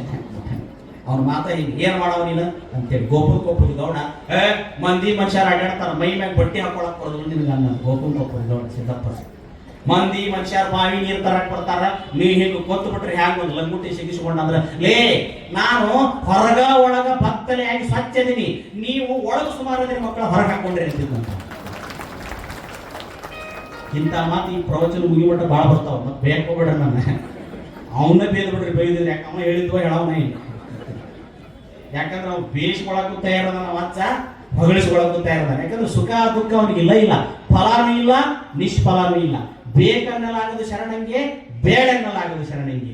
ಬೇಕು ಬೇಡನ್ನೆರಡು ಭವ ಬೀಜಗಳ ಹುರಿದು ಲೋಕದೊಳಗಿದ್ದು ಇಲ್ಲದ ಮಹಿಮಗೆ ಜಯಮಂಗಲಂ ನಿತ್ಯ ಶುಭಮಂಗಲಂ ಜಯ ಜಯತು ಶಿಶುಮಾಂತ ಲಿಂಗೇಶಗೆ ಅಂತೇಳಿ ಮುಳುಗುಂದದ ಮಹಂತಜ್ಜ ಹೇಳಿದಂಗೆ ಹಂಗೆ ಬೇಕನ್ನಿಲ್ಲ ಬ್ಯಾಡನ್ನಿಲ್ಲ ನಿರಂಬಳವಾಗಿ ಬದುಕಿರ್ತಕ್ಕಂಥ ಮಹಾತ್ಮರು, ಶರಣರು, ಸತ್ಪುರುಷರು ಯಾವ ಜಗದಾಗ ಬಂದು ಕುಂದಿರ್ತಾರ ಅವ್ರು ಇದ್ದ ಜಾಗನ ಕೈಲಾಸ ಅಂತ ತಿಳ್ಕೊಬೇಕಂತ ಮತ್ತೊಂದು ಕೈಲಾಸ ಇಲ್ಲ ಅಂತ ಶರಣರು ಹೇಳ್ತಾರೆ. ಅವ್ರ ಜಾಗ ಅವ್ರು ಬಂದು ಎಲ್ಲಿ ಕುಂದಿರ್ತಾರ, ಅವ್ರು ಯಾವ ಜಗದಾಗ ಬಂದು ಕುಂದಿರ್ತಾರ, ಅವ್ರು ಯಾವ ಸ್ಥಳದಾಗ ಬಂದು ಕುಂದಿರ್ತಾರ, ಅವ್ರು ಎಲ್ಲಿ ಬಂದು ಕುಂದಿರ್ತಾರ ಅವು ಕೈಲಾಸಕ್ಕವಂತ. ಅದಕ್ಕೆ ಪೃಥ್ವಿ ಇದು ಮಹಾ ಪುಣ್ಯದಾಲಯ, ಸ್ವರ್ಗವದು ಕೇಳುವವರಾರಿಲ್ಲ. ಪೃಥ್ವಿ ಇದು ಪುಣ್ಯದಾಲಯ. ಯಾಕಿದು ಪೃಥ್ವಿ ಪುಣ್ಯದಾಲಯ ಅಂದ್ರ ನಮ್ಮ ಅಪ್ಪ ಇಲ್ಲೇ ಹುಟ್ಟ್ಯಾನ, ನಮ್ಮ ಅವ್ವ ಇಲ್ಲೇ ಹುಟ್ಟ್ಯಾಳ, ನಮ್ಮ ಅಜ್ಜ, ನಮ್ಮ ಮುತ್ತಜ್ಜ, ಅಜ್ಜನ ಅಜ್ಜ ಎಲ್ಲರೂ ಇದ ಭೂಮಿ ಮ್ಯಾಗ ಹುಟ್ಟಿ ಇಲ್ಲೇ ಬಾಳಿ ಬೆಳಕಾಗ್ಯಾರ. ನಮಗೆ ಬದುಕು ಕೊಟ್ಟಾರ. ಯಾರು ಮಂಗಳ ಗ್ರಹದಿಂದ ಬಂದಿಲ್ಲ, ಬುಧ ಗ್ರಹದಿಂದ ಬಂದಿಲ್ಲ, ಯಾರು ಆಕಾಶದಿಂದ ಬಂದಿಲ್ಲ, ಎಲ್ಲರೂ ಭೂಮಿ ಒಳಗೆ ಬಂದೀವಿ. ಅದಕ್ಕೆ ಇದು ನೆಟ್ಟಿಗಿರ್ಬೇಕಂತ. ಈ ಭೂಮಿ ಚಲೋ ಇತ್ತಂದ್ರೆ ನಾವೆಲ್ಲ ಚಲೋ ಇರ್ತೀವಿ. ಅದಕ್ಕೆ ಇಲ್ಲದ ಕೈಲಾಸಕ್ಕೆ ಬಡದಾಡಬಾರ್ದಂತ. ನಾವು ಕೈಲಾಸ ಅಲ್ಲಿ ಐತಿ, ಕೈಲಾಸ ಇಲ್ಲಿ ಐತಿ. ಸ್ವರ್ಗದ ಬಾಗಿಲು ಎಲ್ಲಿ ಹೋದಣ್ಣ, ನುಗ್ಗಿದರೆಲ್ಲಿಯೂ ಸಿಗಲಿಲ್ಲ. ಸ್ವರ್ಗದ ಬಾಗಿಲು ಎಲ್ಲಿ ಹೋದಣ್ಣ, ನುಗ್ಗಿದರೆಲ್ಲಿಯೂ ಸಿಗಲಿಲ್ಲ. ಮಗಲದವರನ್ನ ಕೇಳುತ್ತಲಿದ್ದರೆ ಕೊನೆಯ ತನಕ ಹೇಳಲಿಲ್ಲ. ತಂದೆ ತಾಯಿಯ ಪಾದದಲ್ಲಿ ಇರುವ ಸ್ವರ್ಗವೂ ಕಾಣಲಿಲ್ಲ. ತಂದೆ ತಾಯಿಯ ಪಾದದಲ್ಲಿ ಇರುವ ಸ್ವರ್ಗವನ್ನು ಕಾಣಲಿಲ್ಲ. ಗುರು ಹಿರಿಯರ ಧ್ಯಾನದಲ್ಲಿ ಇರುವ ಸ್ವರ್ಗವನ್ನು ಕಾಣಲಿಲ್ಲ.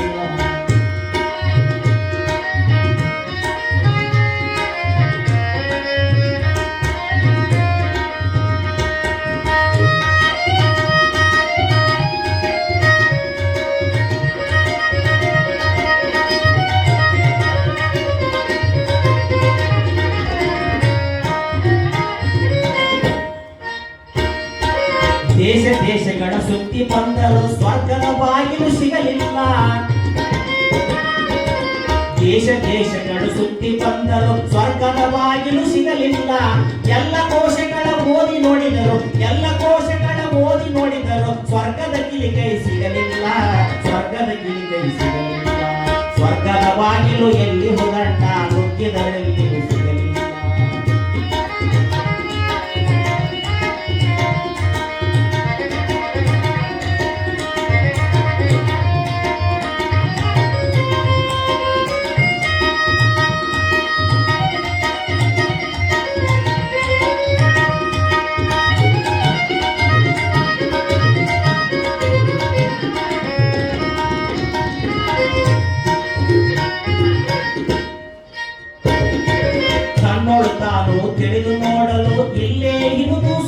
ಸ್ವರ್ಗವದು ತನ್ನೋಳು ತಾನು ತಿಳಿದು ನೋಡಲು ಇಲ್ಲೇ ಇರುವುದು ಸ್ವರ್ಗವದು ಸಂತರ ಶರಣರ ಮಾತ್ಮರ ಪಾದದೆ ಅಡಗಿರುವುದು ಸ್ವರ್ಗವದು ಸಂತರ ಶರಣರ ಮಾತ್ಮರ ಪಾದದೆ ಅಡಗಿರುವುದು ಸ್ವರ್ಗವದು ಭಕ್ತಿಯ ಮಾರ್ಗದಿ ನಡೆದಡೆ ಭಕ್ತಿಯ ಮಾರ್ಗದಿ ನಡೆದಡೆ ಹಿಂದೆ ಬರುವುದು ಸ್ವರ್ಗವು ಸ್ವರ್ಗದ ಬಾಗಿಲು ಎಲ್ಲಿ ಹೋಗಂಟ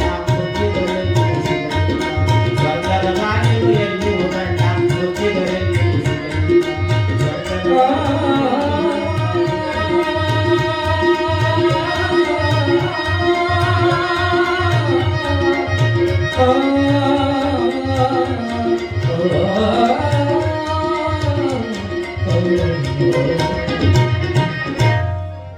ಅವ ದೇಶ ದೇಶಗಳನ್ನು ತಿರುಗಿ ಬಂದಂತ ಎಲ್ಲರ ಸ್ವರ್ಗದ ಬಾಗಿಲು ಸಿಗ್ತತೇನೋ ಅಂತ ಅಲ್ಲಿನೂ ಸಿಗ್ಲಿಲ್ಲ ಅಂತ ಕೋಶ ಕೋಶಗಳನ್ನು ತಿರುಗಿ ಓದಿ ನೋಡಿದಂತ ಅಲ್ಲೆಲ್ಲ ಸಿಗ್ತತೇನೋ ಸ್ವರ್ಗ ಅಂದ್ರೆ ಅಲ್ಲಿನೂ ಸಿಗಲಿಲ್ಲ ಅಂತ ಎಲ್ಲಾ ಕಡೆ ಹೋಗಿ ಬಂದ್ರು ಸ್ವರ್ಗ ಸಿಗಲಿಲ್ಲ ವೈಕುಂಠದ ಬಾಗಿಲು ಸಿಗಲಿಲ್ಲ ಕೈಲಾಸದ ಬಾಗಿಲು ಸಿಗಲಿಲ್ಲ ಹಂಗಾರೆ ಎಲ್ಲಿ ಐತಿ ಸ್ವರ್ಗ ಅಂತ ತಿಳ್ಕೊಂಡು ಕೇಳಿದ್ರ ಸಂತರ ಶರಣರ ಮಹಾತ್ಮರ ಜನ್ಮ ಕೊಟ್ಟ ತಂದೆ ತಾಯಿಗಳ ಪಾದದ ಸೇವಾದೊಳಗ ಸ್ವರ್ಗ ಐತಿ ಅಲ್ಲಿ ಬಿಟ್ಟರೆ ನೀನು ಎಲ್ಲಿ ಹುಡುಕ್ಬೇಡ ಅಂತ ತಿಳ್ಕೊಂಡು ಜ್ಞಾನಿಗಳು ಹೇಳ್ತಾರೆ ಅಲ್ಲಿ ಐತಿ ಅಂತ ಹೇಳ್ತಾರೆ ಹಂಗೆ ಸೇವಾ ಮಾಡಿದ್ರೆ ಸಿಗ್ತದೆ ಅಂತ ಹೇಳ್ಯಾರ ಅವ್ರು ನಾವು ಅದನ್ನು ಬಿಟ್ಟು ಬೇರೆ ಕಡೆ ಹುಡುಕಾಕತ್ತೀವಿ ಬಿಟ್ಟಂದ್ರೆ ಏನು ಹುಬ್ಬಳ್ಳಿ ಇರೋದು ಈ ಕಡೆ ಐತಿ ಹುಬ್ಬಳ್ಳಿ ಇರೋದು ಈ ಕಡೆ ಐತಿ ಹುಬ್ಬಳ್ಳಿ ಇರೋದು ದಕ್ಷಿಣದ ಕಡೆ ಐತಿ ನಾವು ಪೂರ್ವಕ್ಕೆ ಮುಖ ಮಾಡಿ ಹೊಂಟೀವಿ ನಮ್ಗೆ ಹುಬ್ಬಳ್ಳಿ ಸಿಗೋದು ಅದು ಸ್ವರ್ಗ ಇರೋದು ಎಲ್ಲೈತಿ ಅಲ್ಲೇ ತನ್ನೊಳಗೆ ತಾ ತಿಳ್ಕೊಂಡು ತಾನು ಶಾಂತನಾಗಿ ತಾ ಎಲ್ಲಿರ್ತಾನೆ ಅಲ್ಲೇ ತಿಳ್ಕೊಂಡ್ರೆ ಐತಿ ನೋಡ್ರಿ ಆಚಾರದ ಸ್ವರ್ಗ ಆಚಾರ ಅಂದ್ರೆ ಏನು ನಿನ್ನ ನಡೆ ನುಡಿ ಮಾತು ಕೃತಿ ಎಲ್ಲವೂ ಚಲೋ ಇದ್ರೆ ಸ್ವರ್ಗ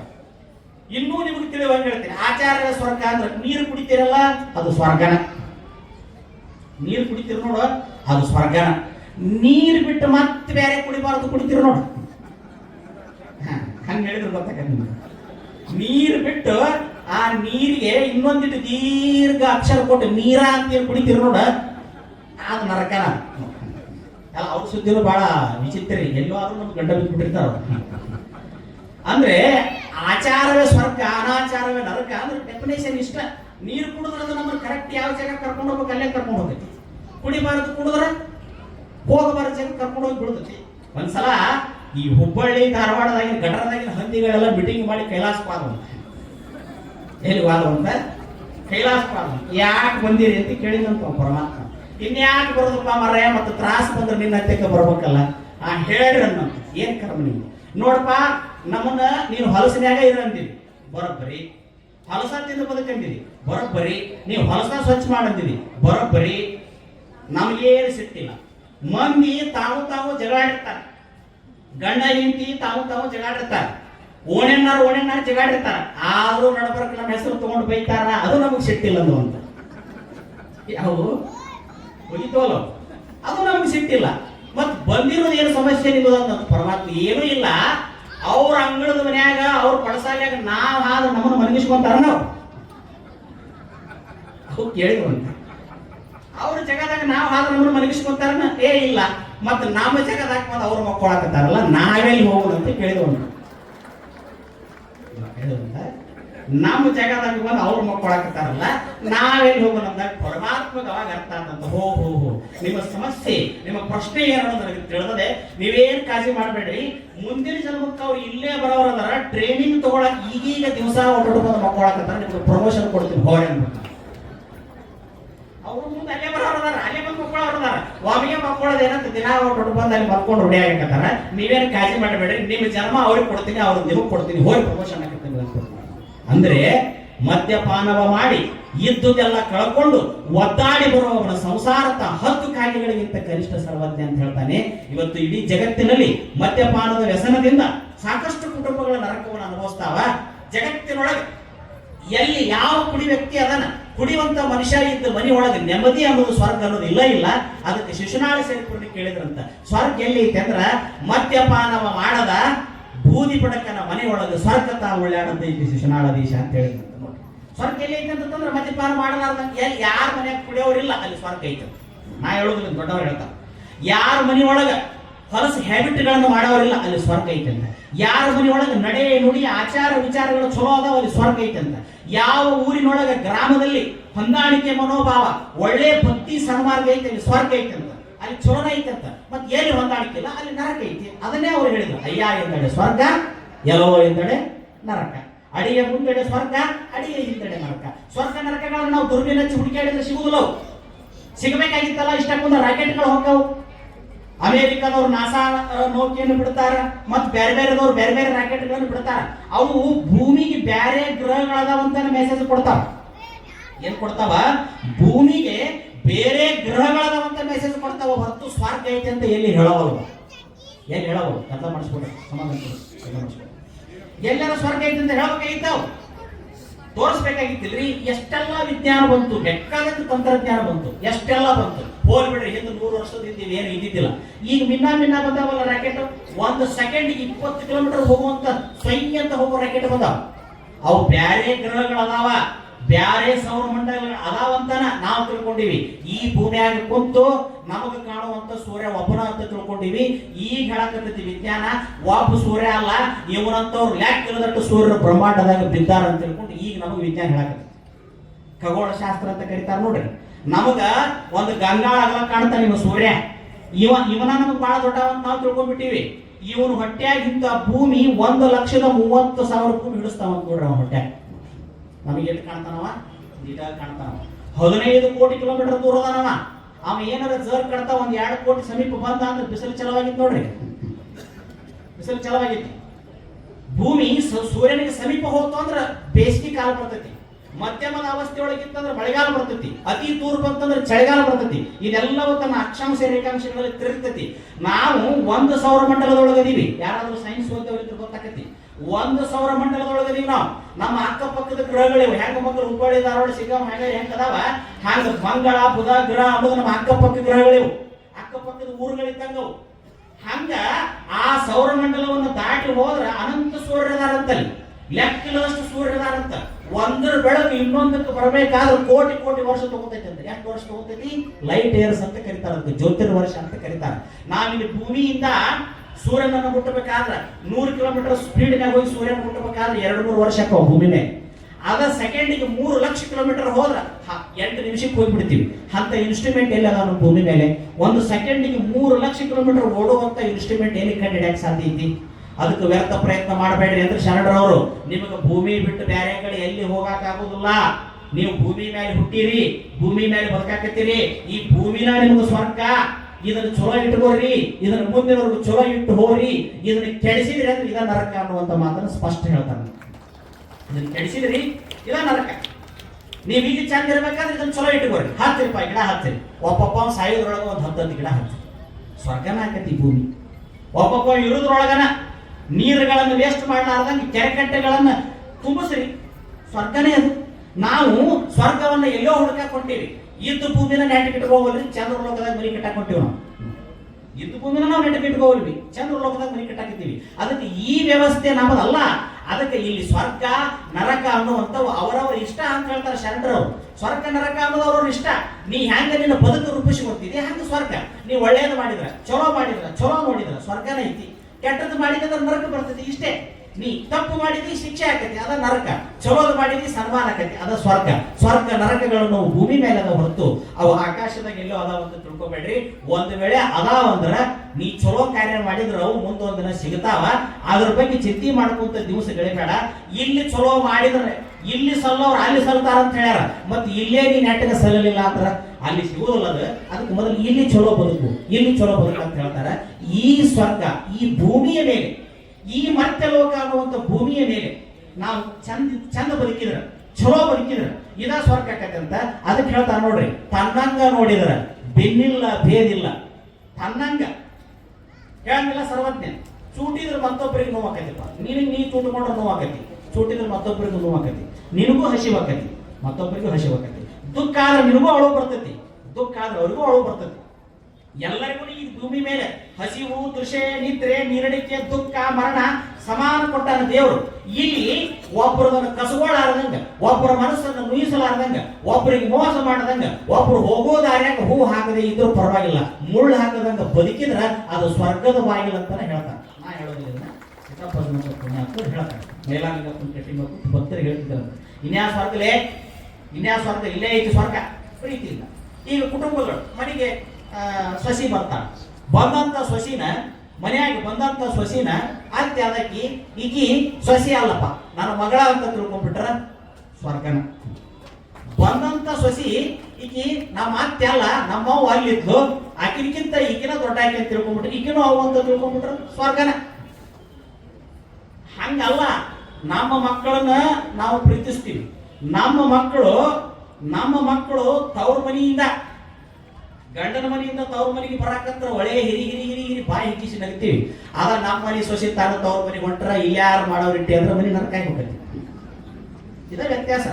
ಆಕಿನ ಹೆಂಗ ನೋಡ್ತಿದ್ದಿ, ನಿನ್ನ ಮಗಳ ಹೆಂಗ ನೋಡ್ತಿದ್ದಿ? ತನ್ನಂಗ ನೋಡಿದರ ಬೆನ್ನಿಲ್ಲ ಬೇದಿಲ್ಲ. ನೋಡಿ ದೆರಿಗಿನ ಅರ್ಥ ಹೇಳ್ತಿದ್ರಿ ನಾನು. ತನ್ನಂಗ ನೋಡಿದರ ಬೆನ್ನಿಲ್ಲ ಬೇದಿಲ್ಲ, ತನ್ನಂಗ ತನ್ನ ಮಗಳಂಗ ನೋಡಿದರ ಕಣ್ಣ ಮುಂದೈತೆ ಕೈಲಾಸ. ಕೈಲಾಸ ಕಣ್ಣ ಮುಂದನ ಐತಂತ. ನಾನುಪ ನನ್ನಂಗನ ಅವರೂಪ, ಅನ್ನವನ್ನು ಇಕ್ಕುವುದು ನನ್ನಿಯನ್ನು ನುಡಿಯುವುದು, ತನ್ನಂತೆ ಪರರ ಬಗೆದೊಡೆ ಕೈಲಾಸ ಭಿನ್ನಾಣವನ್ನು ಸರ್ವಜ್ಞ ಅಂತ. ಅನ್ನವನ್ನು ಇಕ್ಕುವುದು ನನ್ನಿಯನ್ನು ನುಡಿಯುವುದು. ಸ್ವರ್ಗ ಎಲ್ಲಿ ಐತಿ ಅಂತ ಕೇಳ್ತಾನೆ. ಬೋಳ ಬಸವ ಹೇಳ್ತಾನೆ, ಹಸಿದು ಬಂದಾತನಿಗೆ ಅನ್ನವಿತ್ತಾಧರಿಸು. ನೋಡಿ ಎಷ್ಟು ಚಂದ ಹೇಳ್ತಾನೆ ನೋಡ್ರಿ. ಹಸಿದು ಬಂದಾತನಿಗೆ ಅನ್ನವಿತ್ತಾಧರಿಸು, ಮುಸುಕಿರಳು ಮಬ್ಬಿನಲ್ಲಿ ದೀಪ ಹಚ್ಚಿ, ಬಸವಳಿದು ರೋಗಿ ಬರೆ ಮದ್ದನಿತ್ತು ಪಚರಿಸು, ವಸುದೇಶ ಮೆಚ್ಚುವನು ಬೋಳು ಬಸವ. ವಸುದೀಶ ಮೆಚ್ಚುವನು ಬೋಳು ಬಸವ. ನಿನಗೆ ಪರಮಾತ್ಮನ ಒಲಿಸ್ಕೋಬೇಕನ್ನೋ ಆಸೆ ಐತವಲ್ಲ, ನೀ ನಿಜವಾಗಿಯೂ ಸ್ವರ್ಗ ಕಾಣಬೇಕನ್ನೋ ಆಸೆ ಐತವಲ್ಲ, ನಾ ಹೇಳ್ದಂಗೆ ಮಾಡಂತ ಹೇಳ್ತಾನೆ. ಯಾರು ನಿಜಗುಂಡ್ರು ಅನ್ನೋರು ಬರ್ತಾರೆ, ಅವ್ರು ಹೇಳ್ತಾರೆ ಹಸಿದು ಬಂದ ಆತನಿಗೆ ಅನ್ನವಿತ್ತಾಧರಿಸು. ಯಾರಾದ್ರು ಉಣ್ಣಾಕತ್ತಿರ್ತೀವಿ, ಹಸಿ ಓದ್ತಾಕತಿ, ನಮಗೂ ಕೂಡ ಪ್ರಕೃತಿಯ ಗುಣ. ನನಗೂ ಹಸಿವಾಕತಿ, ನಿಮಗೂ ಹಸಿವಾಕತಿ. ಹಸಿವು ಅನ್ನೋದು ಪ್ರಕೃತಿ ಗುಣ. ಹಸಿವಾದಾಗ ಉಣ್ಣೋದು ಪ್ರಕೃತಿ ಅಂತ. ಏನಂತಾರೆ ಗವಾಯಿಗಳ? ಹಸಿವಾದಾಗ ಉಣ್ಣೋದು ಪ್ರಕೃತಿ. ಇನ್ನು ಹಂಗ ಉಂಡ ಉಣ್ಣೋದು ಏನಿತ್ತು ನೋಡು, ಅದು ವಿಕೃತಿ. ಅದು ವಿಕೃತಿ. ಹೇಳ್ತೀನಿ ಮುಂದೆ ಅದು ಹೆಂಗೆ ವಿಕೃತಿ ಆಗೈತೆ. ನೀವು ಉಣ್ಣುವಾಗ ಇನ್ನೊಬ್ರು ಬಂದ್ರಂದ್ರ ಕರ್ಕೊಂಡು ಉಣ್ಣೋದು ಏನೈತಲ್ಲ, ಅದ ಸಂಸ್ಕೃತಿ, ಅದ ದಾಸೋಹ ಅಂತ ಹೇಳ್ತಾರೆ ಮನುಷ್ಯ. ಈಗ ಪ್ರಕೃತಿ ಹಸಿವಾದಾಗ ಉಣ್ಣೋದು ಏನೈತಲ್ಲ ಪ್ರಕೃತಿ. ಒಮ್ಮೆ ಮನುಷ್ಯ ಉಂಡ ಅಂದ್ರೆ 6 ತಾಸು ಏನೇನು ಮುಟ್ಬಾರ್ದು, 6 ತಾಸು ಏನೇನು ತಗೋಬಾರ್ದಂತ, ಬರೀ ನೀರಟ್ಟ ಕುಡಿಬೇಕಂತ. ನಾವು ಹಾಗಲ್ಲ, ಹಂಗ ಉಂಡದ್ದ ಅಲ್ಲಿ ಹಂಗ ಉಂಡದ್ದ ಕೆಟ್ಟ ಹೋಗತ್ತದು. ಪಿತ್ತಾಕತಿ, ಎಸಿಡಿಟಿ ಆಕತಿ, ಜಠರಾಗ್ನಿ ಮಂದ ಆತು ಅಂತಂದ್ರೆ ಶರೀರದೊಳಗೆ ಪಿತ್ತ ವಾತ ಕಫ 3 ಹೆಚ್ಚಕ್ಕವ ನೋಡಿ. ವಾತ ಪಿತ್ತ ಕಫ ಇವು 3 ಜಗತ್ತಿನ ಎಲ್ಲಾ ಮನುಷ್ಯರಿಗೂ ಅದಾವಂತ. ಕೆಲವ್ರದ್ದು ವಾತ ಪ್ರಕೃತಿ, ಕೆಲವ್ರದ್ದು ಪಿತ್ತ ಪ್ರಕೃತಿ, ಕೆಲವ್ರದ್ದು ಕಫ ಪ್ರಕೃತಿ. ವಾತ ಪ್ರಕೃತಿ ಇದ್ದವ್ರು ಬರೇ ಸಂದ ಹಿಡ್ಕೊಂತಾವಂತ, ಬರೇ ಯಾವಾಗಲೂ ಮೈ ಕಿವು ಹಿಡಿತಿರ್ತಾರಂತ. ಪಕ್ಕ ವಾತ ಪ್ರಕೃತಿ ಅವರನ್ನು ತಿಳ್ಕೋಬೇಕು. ಹಿಡಿತಿರ್ತಾರ ನೋಡ್ರಿ, ಹಿಂಗ ಮುದಡಿ ಎತ್ತ ಬರ್ರಿ ಅಂದ್ರೆ ಹಿಂಗ ಮುದಡಿ ಮಾಡ್ತಿರ್ತಾರ ಅವ್ರು. ಒಂದ್ ನಮೂನಿ ಮಾರಿ ಗಂಟು ಹಾಕಿಬಿಡ್ತಾರ. ಅದು ವಾತ ಪ್ರಕೃತಿನ, ಪಕ್ಕ ವಾತ ಪ್ರಕೃತಿನ. ವಾತ ಪ್ರಕೃತಿಗೆ 108 ರೋಗ ಬರ್ತಾವಂತ. ಏನು ಕಫ ಪ್ರಕೃತಿ ಅವ್ರನ್ನ ಹೆಂಗ ಕಂಡು ಹಿಡಿಬೇಕಂದ್ರೆ ಯಾವಾಗಲೂ ಬರೇ ಗಂಟ್ಲಾಗಿ ಕೂಸ್ಕೊಂತಿರ್ತಾವ. ಬರೇ ಗಂಟ್ಲಾಗಿ ಕೂಸ್ಕೊಳ್ಳೋದು. ನೀ ಏನಾರ ತಿನ್ನ ನಾವಲ್ಲಿ, ನನಗೆ ಅದು ಗಂಟ್ಲಕ್ಕೆ ಕೂಸಿರ್ತೈತಿ, ನನಗೆ ಇದು ಗಂಟ್ಲಕ್ಕೆ ಕೂಸಿರ್ತೈತಿ, ನನಗೆ ಇಲ್ಲಿ ಕಟ್ತೈತಿ, ನನಗೆ ಅಲ್ಲಿ ಕಟ್ತೈತಿ. ಅದು ಪಕ್ಕ ಕಫ ಪ್ರಕೃತಿ ನಾವು. ಅದಕ್ಕೆ 108 ರೋಗ ಬರ್ತಾವಂತ. ಇನ್ನು ಪಿತ್ತ ಪ್ರಕೃತಿಯವ್ರು ಯಾವ ಮನೆಯಾಗ ಇರ್ತಾರಲ್ಲಿ ದಿನ ಜಗಳಕ್ಕ, ಹೊರಗಿನ ಸಂಶಯನೇ ಇಲ್ಲ. ಯಾರ ಮನೆಯಾಗ ಪಿತ್ತ ಪ್ರಕೃತಿಯವ್ರು ಇರ್ತಾರ, ಅದು ಪಿತ್ತ ಯಾವಾಗಲೂ ಅದು ಏರ್ತಿರ್ತದೆ ನೋಡ್ರಿ. ಅದು ಗಂಟಲದಿಂದ ಕಣ್ಣಿನ ಹುಬ್ಬಿಗೆ ಬಂತಂದ್ರೆ ಅಗ್ರಹ ಆಗಿ ಕೂತ್ಬಿಡ್ತಾವಂತ. ಆ ಪಿತ್ತ ಏನ್ ಇಲ್ಲಿ ಬಂತಂದ್ರೆ ನೆತ್ತಿಗೆ ಏರ್ತಂದ್ರ ಏನ್ ಜಗತ್ತ ನನ್ನ ಮುಂದೈತಿ, ಜಗತ್ತೆಲ್ಲ ಶೂನ್ಯ ಐತೆ ಅನ್ನೋ ಮಾತಾಡ್ತಾರಂತವ್ರು. ಅದಕ್ಕೆ ಚನ್ನಬಸವಣ್ಣ ವಚನ ಬರೀತಾರ, ವಾದ ವೈರಾಗ್ಯದವರು ಕೋಟಿ, ಪಿತ್ತ ವೈರಾಗ್ಯದವರು ಕೋಟಿ, ಕಫ ವೈರಾಗ್ಯದವರು ಕೋಟಿ, ಪ್ರಸೂತಿ ವೈರಾಗ್ಯದವರು ಕೋಟಿ, ಸ್ಮಶಾನ ವೈರಾಗ್ಯದವರು ಕೋಟಿ, ಸಹಜ ವೈರಾಗ್ಯದವರು ನಾರನ್ನು ಕಾಣೆನಯ್ಯ ಕೂಡಲ ಚನ್ನ ಸಂಗಯ್ಯ. ಸಹಜ ವೈರಾಗ್ಯದವರು ಅಂದ್ರೆ ಸಿದ್ದಪ್ಪಸನ್ ಅಂತ ಒಬ್ಬರ ಸಹಜ ವೈರಾಗ್ಯದವರು. ನಾವು ವೈರಾಗ್ಯ ಐತಿ ಎಂದು ತೋರಿಸ್ಕೊಳಕ್ಕೆ ಬರಲಿಲ್ಲ. ಸಹಜವಾದ ಬದುಕು, ಸಹಜ ವೈರಾಗ್ಯ. ಆ ಪಿತ್ತ ಹೆಂಗಿರ್ತಕ್ಕಂಥ ನೆತ್ತಿಗೆ ಇರ್ತಂದ್ರೆ ಬರೇ ಸೆಟ್ಟ ಸ್ವರ್ಗ ನಿಲ್ಲಂದ್ರೆ ಜಗಳ ತೆಗಿತಾರಂತ ಆ ಪಿತ್ತ ಪ್ರಕೃತಿಯವರು. ಅಕಸ್ಮಾತ್ ಯಾರ್ದಾರ ಮನೆಯೊಳಗೆ ಪಿತ್ತ ಪ್ರಕೃತಿಯವರು ಇದ್ರಂದ್ರ ಅವ್ರಿಗೆ ಏನ್ ಬೇಕಂದ್ರೆ ಕೌನ್ಸಿಲಿಂಗ್ ಬೇಕಂತ. ಅವ್ರು 4 ಬೇದ್ರು ಅವ್ರು ಹೊಗಳಾರ ಅಂತ ತಿಳ್ಕೊಂಡ್ಬಿಡ್ಬೇಕಂತ ಮುಂದಿದ್ದವ್ರು. ನೀವೇನಾರ 4ಕ್ಕೆ 1 ಬೇದ್ರಿ 16 ಬರ್ತಾವ. ಮತ್ತು ಬಡ್ಡಿ ಚಕ್ರ ಬಡ್ಡಿ ಅವ್ರು ಬೇಕಾದ್ ಕೊಡ್ರಿ, ನೀವು ನನಗೆ ಕೊಟ್ಟಾರಂತ ಅನ್ನೋದೇ ಇಲ್ಲ ಅಂತ ಪಿತ್ತ ಪ್ರಕೃತಿ. ನಾವ್ ಯಾರ್ಯಾರಿಗೂ ಬೇಡಾಗಿವಿ, ನಾವ್ ಯಾರ್ಯಾರಿಗೂ ಬೇಡಾಗಿವಿ, ಬರೀ ವೈರಾಗ್ಯದ ಮಾತಾಡ್ತಾವ ಅವ್ರು ಮಾತಾಡೋದಿಲ್ಲ. ಹಂಗೆ ಮಾತಾಡ್ಸಕ್ಕಂತದ್ದು ಆ ಪಿತ್ತ. ಅದಕ್ಕೆ ಅಂತಿರ್ತಾರ ಪಿತ್ತ ನೆತ್ತಿಗೆರಿ ತೊಡೋಡ ಅಂತಿರ್ತಾರ. ಪಿತ್ತ ನೆತ್ತಿಗೆರಿ ತೊಡ ಮಾಡಬಿಡ ಸುಮ್ಮನೆ ಕುದುರೆ ಹೋಗ್ಲಿಕ್ಕೆ ಅನ್ಕತ್ತ. ಅದು ಯಾವಾಗ ಮತ್ತೆ ತಿಳಿತೈತಿ, ಯಾವಾಗ ಸಹಜ ಸ್ಥಿತಿಗೆ ಬರ್ತಾನೆ ಅವ್ರಿಗೆ ಪಿತ್ತ. ಪಿತ್ತ ಇದು ಯಾಕಂತೈತಿ ಅಂದ್ರೆ ಜಠರಾಗ್ನಿ ಒಳಗ ತಿಂದಂತ ಅನ್ನ ಸರಿಯಾಗಿ ಜೀರ್ಣ ಆಗ್ಲಾರ್ದ, ಸರಿಯಾಗಿ ರಕ್ತ ರಸ ಮಾಂಸ ಮಜ್ಜೆ ಆಗ್ಲಾರ್ದ ಯಾವ್ದು ಆಮ ಆಗ್ತತಿ, ಕಫ ಆಗ್ತತಿ, ವಾತ ಆಕತಿ, ಯಾವ್ದು ಪಿತ್ತ ಆಕತಿ, ಮನುಷ್ಯನಿಗೆ 108 ರೋಗಗಳು ಬರ್ತಾವಂತ. ಅದಕ್ಕೆ ನಮ್ಮವ್ರು ಏನ್ ಹೇಳ್ತಿದ್ರು ಅಂದ್ರೆ ಉಣ್ಬೇಕು. ಹೆಂಗ್ ಉಣ್ಬೇಕಂದ್ರೆ ಒಮ್ಮೆ ಉಂಡ್ರೆ 6 ರಿಂದ 7 ತಾಸು ಏನು ಉಣ್ಬಾರ್ದು. ಅದು ಸಂಸಾರಿಕರಿದ್ರು, ಕೆಲಸ ಮಾಡೋರಿದ್ರು. ನಾವು ಹಂಗಲ್ಲ, ಹಂಗ ಉಣ್ತಾವ. ಮತ್ತೆ ಇನ್ನೊಂದು ಅದೇನೋ ಉಪವಾಸ ಅಂತ ಮಾಡ್ತಾರ ನೋಡಿ, ಹೇಳಬಾರ್ದು ಸುಮ್ಮನೆ. ಅದ್ರ ಬಗ್ಗೆ ಹೇಳಕ್ಕಂತ ಸುಮ್ಮನೆ ನಮಗೆ ಬೇಕಾರೆ ಅದು ಉಪವಾಸ ಮಾಡೋದು ಮಾಡ್ತಾರ, ಕರೆಕ್ಟ್ ಮಾಡ್ಬೇಕಿಲ್ರಿ. ಉಪವಾಸ ಅಂದ್ರೆ ಏನು? ಉಪ ಅಂದ್ರೆ ಅಧಿಕ, ವಾಸ ಅಂದ್ರೆ ಇರುವುದು. ಉಪವಾಸ ಅಂದ್ರೆ ಮನಸ್ಸನ್ನ ಪರಮಾತ್ಮನ ಧ್ಯಾನದೊಳಗ ನಿತ್ಯ ವಾಸ ಮಾಡಿಕೊಂಡಿರೋದು ಉಪವಾಸ. ಇದು ಒಂದನೇದು. ಇನ್ನು ಎರಡನೇದು ಉಪವಾಸ ಅಂದ್ರೆ ಏನಪ್ಪಾ? ಮನುಷ್ಯ ತನ್ನ ಜಠರಾಗ್ನಿಗಳಿಗೆ ಅನ್ನ ರಸಾದಿಗಳನ್ನ ಹಾಕದಂಗ ಬರೀ ಅವತ್ತು ಖಾಲಿ ಇಡುವಂಥದ್ದು ಏನಿದ್ದಾರೆ ಇದು ದೈಹಿಕ ಉಪವಾಸ. ಅದು ಏನು ಹಾಕಬಾರ್ದಂತ, ಅವತ್ತು ಏನೇನು ಹಾಕಬಾರ್ದಂತ. ಯಾಕಂದ್ರೆ ಆ ಗಾಡಿ ಹೆಂಗ ಗ್ಯಾರೇಜ್ಗೆ ಹೋಗಿ ರಿಪೇರಿ ಹಾಕ ನೋಡ್ರಿ, ಈ ಗಾಡಿ ಗ್ಯಾರೇಜ್ಗೆ ಹೋಗ್ಬೇಕಂದ್ರೆ ಇದನ್ನ ಉಪವಾಸ ಇಡ್ಬೇಕಂತ. ಯಾಕಂದ್ರೆ ನಾವು ಮಕ್ಕೊಂಡ್ರು ಇದು ಮಕ್ಕೊಂಡ್ರದು ಅಂತಿದ್ರು, ಇದು ತನ್ನ ಕೆಲಸ ಮಾಡತ್ತಿರ್ತಂತ ಹೇಳ್ತಾರ ನೋಡ್ರಿ. 2 ಗಾಲಿಯ ಮೇಲೆ ತಿರುಗತೈತಿ ಶರೀರ ಎಂಬುದೊಂದು ಮೋಟಾರ್. 2 ಗಾಲಿ ಮೇಲೆ ತಿರುಗತೈತಂತೆ ಶರೀರ ಎಂಬುದೊಂದು ಮೋಟಾರ. ಆತ್ಮನ್ನ ಒಬ್ಬ ಡ್ರೈವರ್, ಮನಸ್ಸನ್ನವನ ಕಂಡಕ್ಟರ್ ಅಂತ. 2 ಗಾಲಿ ಮೇಲೆ ತಿರುಗ್ತಿದ್ರು, 2 ಗಾಲಿ ಮೇಲೆ ತಿರುಗ್ತಿದ್ರು ನೋಡಿ. ಎಲ್ಲವೂ 4 ಗಾಲಿ ಮೇಲೆ ತಿರುಗುವುದವು, 2 ಗಾಲಿ ಮೇಲೆ ತಿರುಗುವುದವು. ಇದು ಯಾವ ಎಷ್ಟು ಗಾಲಿ ಮೇಲೆ ತಿರುಗ್ತದೆ? 2 ಗಾಲಿ ಮೇಲೆ ತಿರುಗ್ತದೆ. ಕಾಲುಗಳ 2 ಗಾಲಿ ಕಂಡಯ್ಯ. ಈ ಕಾಲು ಗಾಲಿ ಕಂಡ ಹೇಳಂಗಿಲ್ಲ ಅದನ್ನು ಪ್ರಭುದೇವ್. ಕಾಲುಗಳೆರಡು ಗಾಲಿ ಕಂಡಯ್ಯ, ದೇಹವೆಂಬುದೊಂದು ತುಂಬಿದ ಬಂಡಿ ಕಂಡಯ್ಯ.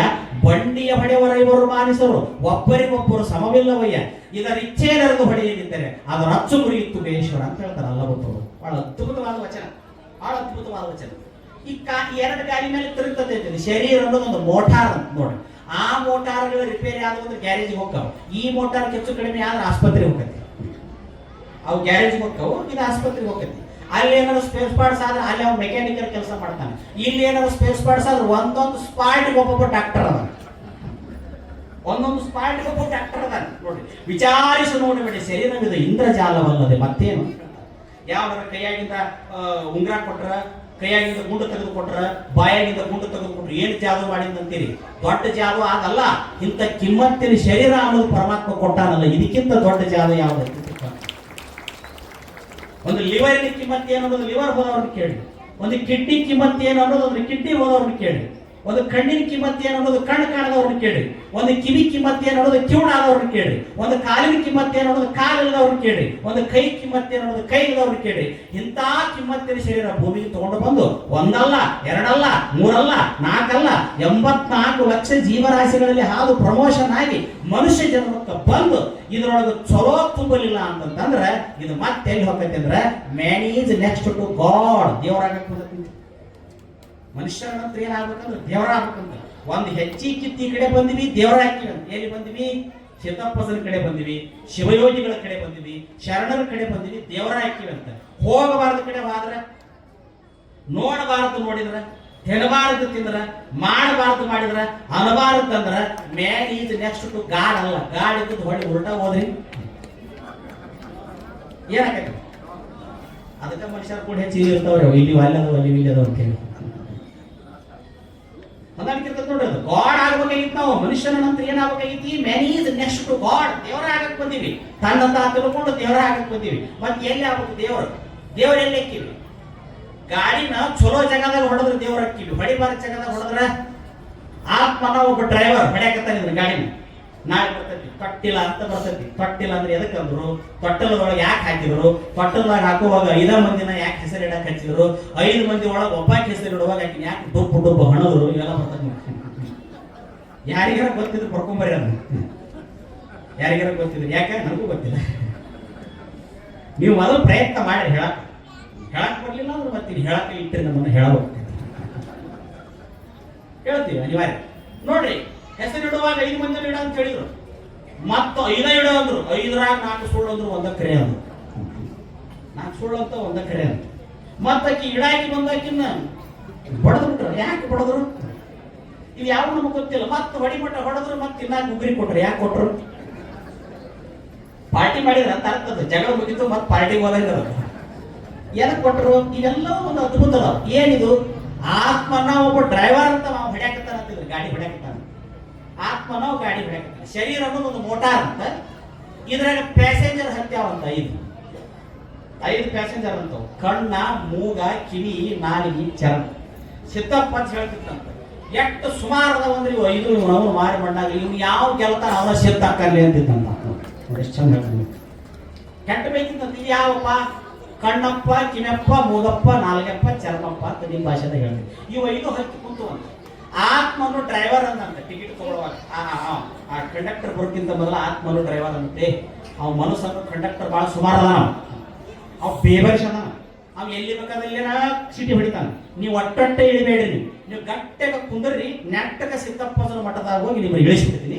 ನೀವು ಪಾದಗಟ್ಟಿ ಮುಟ್ಟೆ ಬಿಡ್ತೀರಿ ನೀವು. ಇವು ಒಂದು ಒಂದು ಹಿರೇತನ ಮಾಡಿ ನಾವು ಬೇಕಾದಂಗೆ ಸಿಟಿ ಹೊಡಿಲ್ಲ, ನಾವು ಇಳಿದೇ ಇಲ್ಲ. ನೀವು ಸುಮ್ಮನೆ ನೋಡ್ಕೊಂಡು ಗಾಡಿ ಹೊಡಿ ಅಂದು ಅಂತ ಬುದ್ಧಿ ಹೇಳಿದ್ವು ಅಂತ. ಯಾರಿಗೆ? ಆತ್ಮನು ಡ್ರೈವರ್. ಪಾಪ ಅದು ಆತ್ ಬಿಡು, ನಮ್ ಕೂಡ ಬರ್ತಾವ, ಹೋಗಿ ಪಾದಗಟ್ಟಿ ಮುಡಿಸಿದ್ರೆ ಆತ್ಮ ಅಂತೇಳಿ ಚಲೋ ಹೊತ್ನಾಗ ಗಾಡಿ ಹೊಡ್ಯಾಕ ಕತ್ತು ಅಂತ.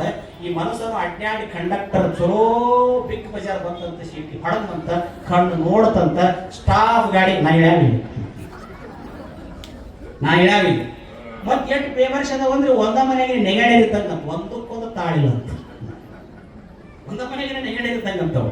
9 ಬಾಗಿಲದೊಳಗವ್ವ ನಾನು ಇರುವ ಮನೆಯು ಬಾಳ ದೂರವ್ವ, ಸಾಕಾಯಿತು ಈ ಊರವ್ವ, ಬಾಳ ಜಾಕಿಲಿ ಹೋಗೋನು ಬಾರವ್ವ. ಜೋರಾಗಿ ಚಪ್ಪಾಳೆ ತಟ್ಟಿ ಕಲಾವಿದರಿಗೆ ಪ್ರೋತ್ಸಾಹ ಕೊಡುವ.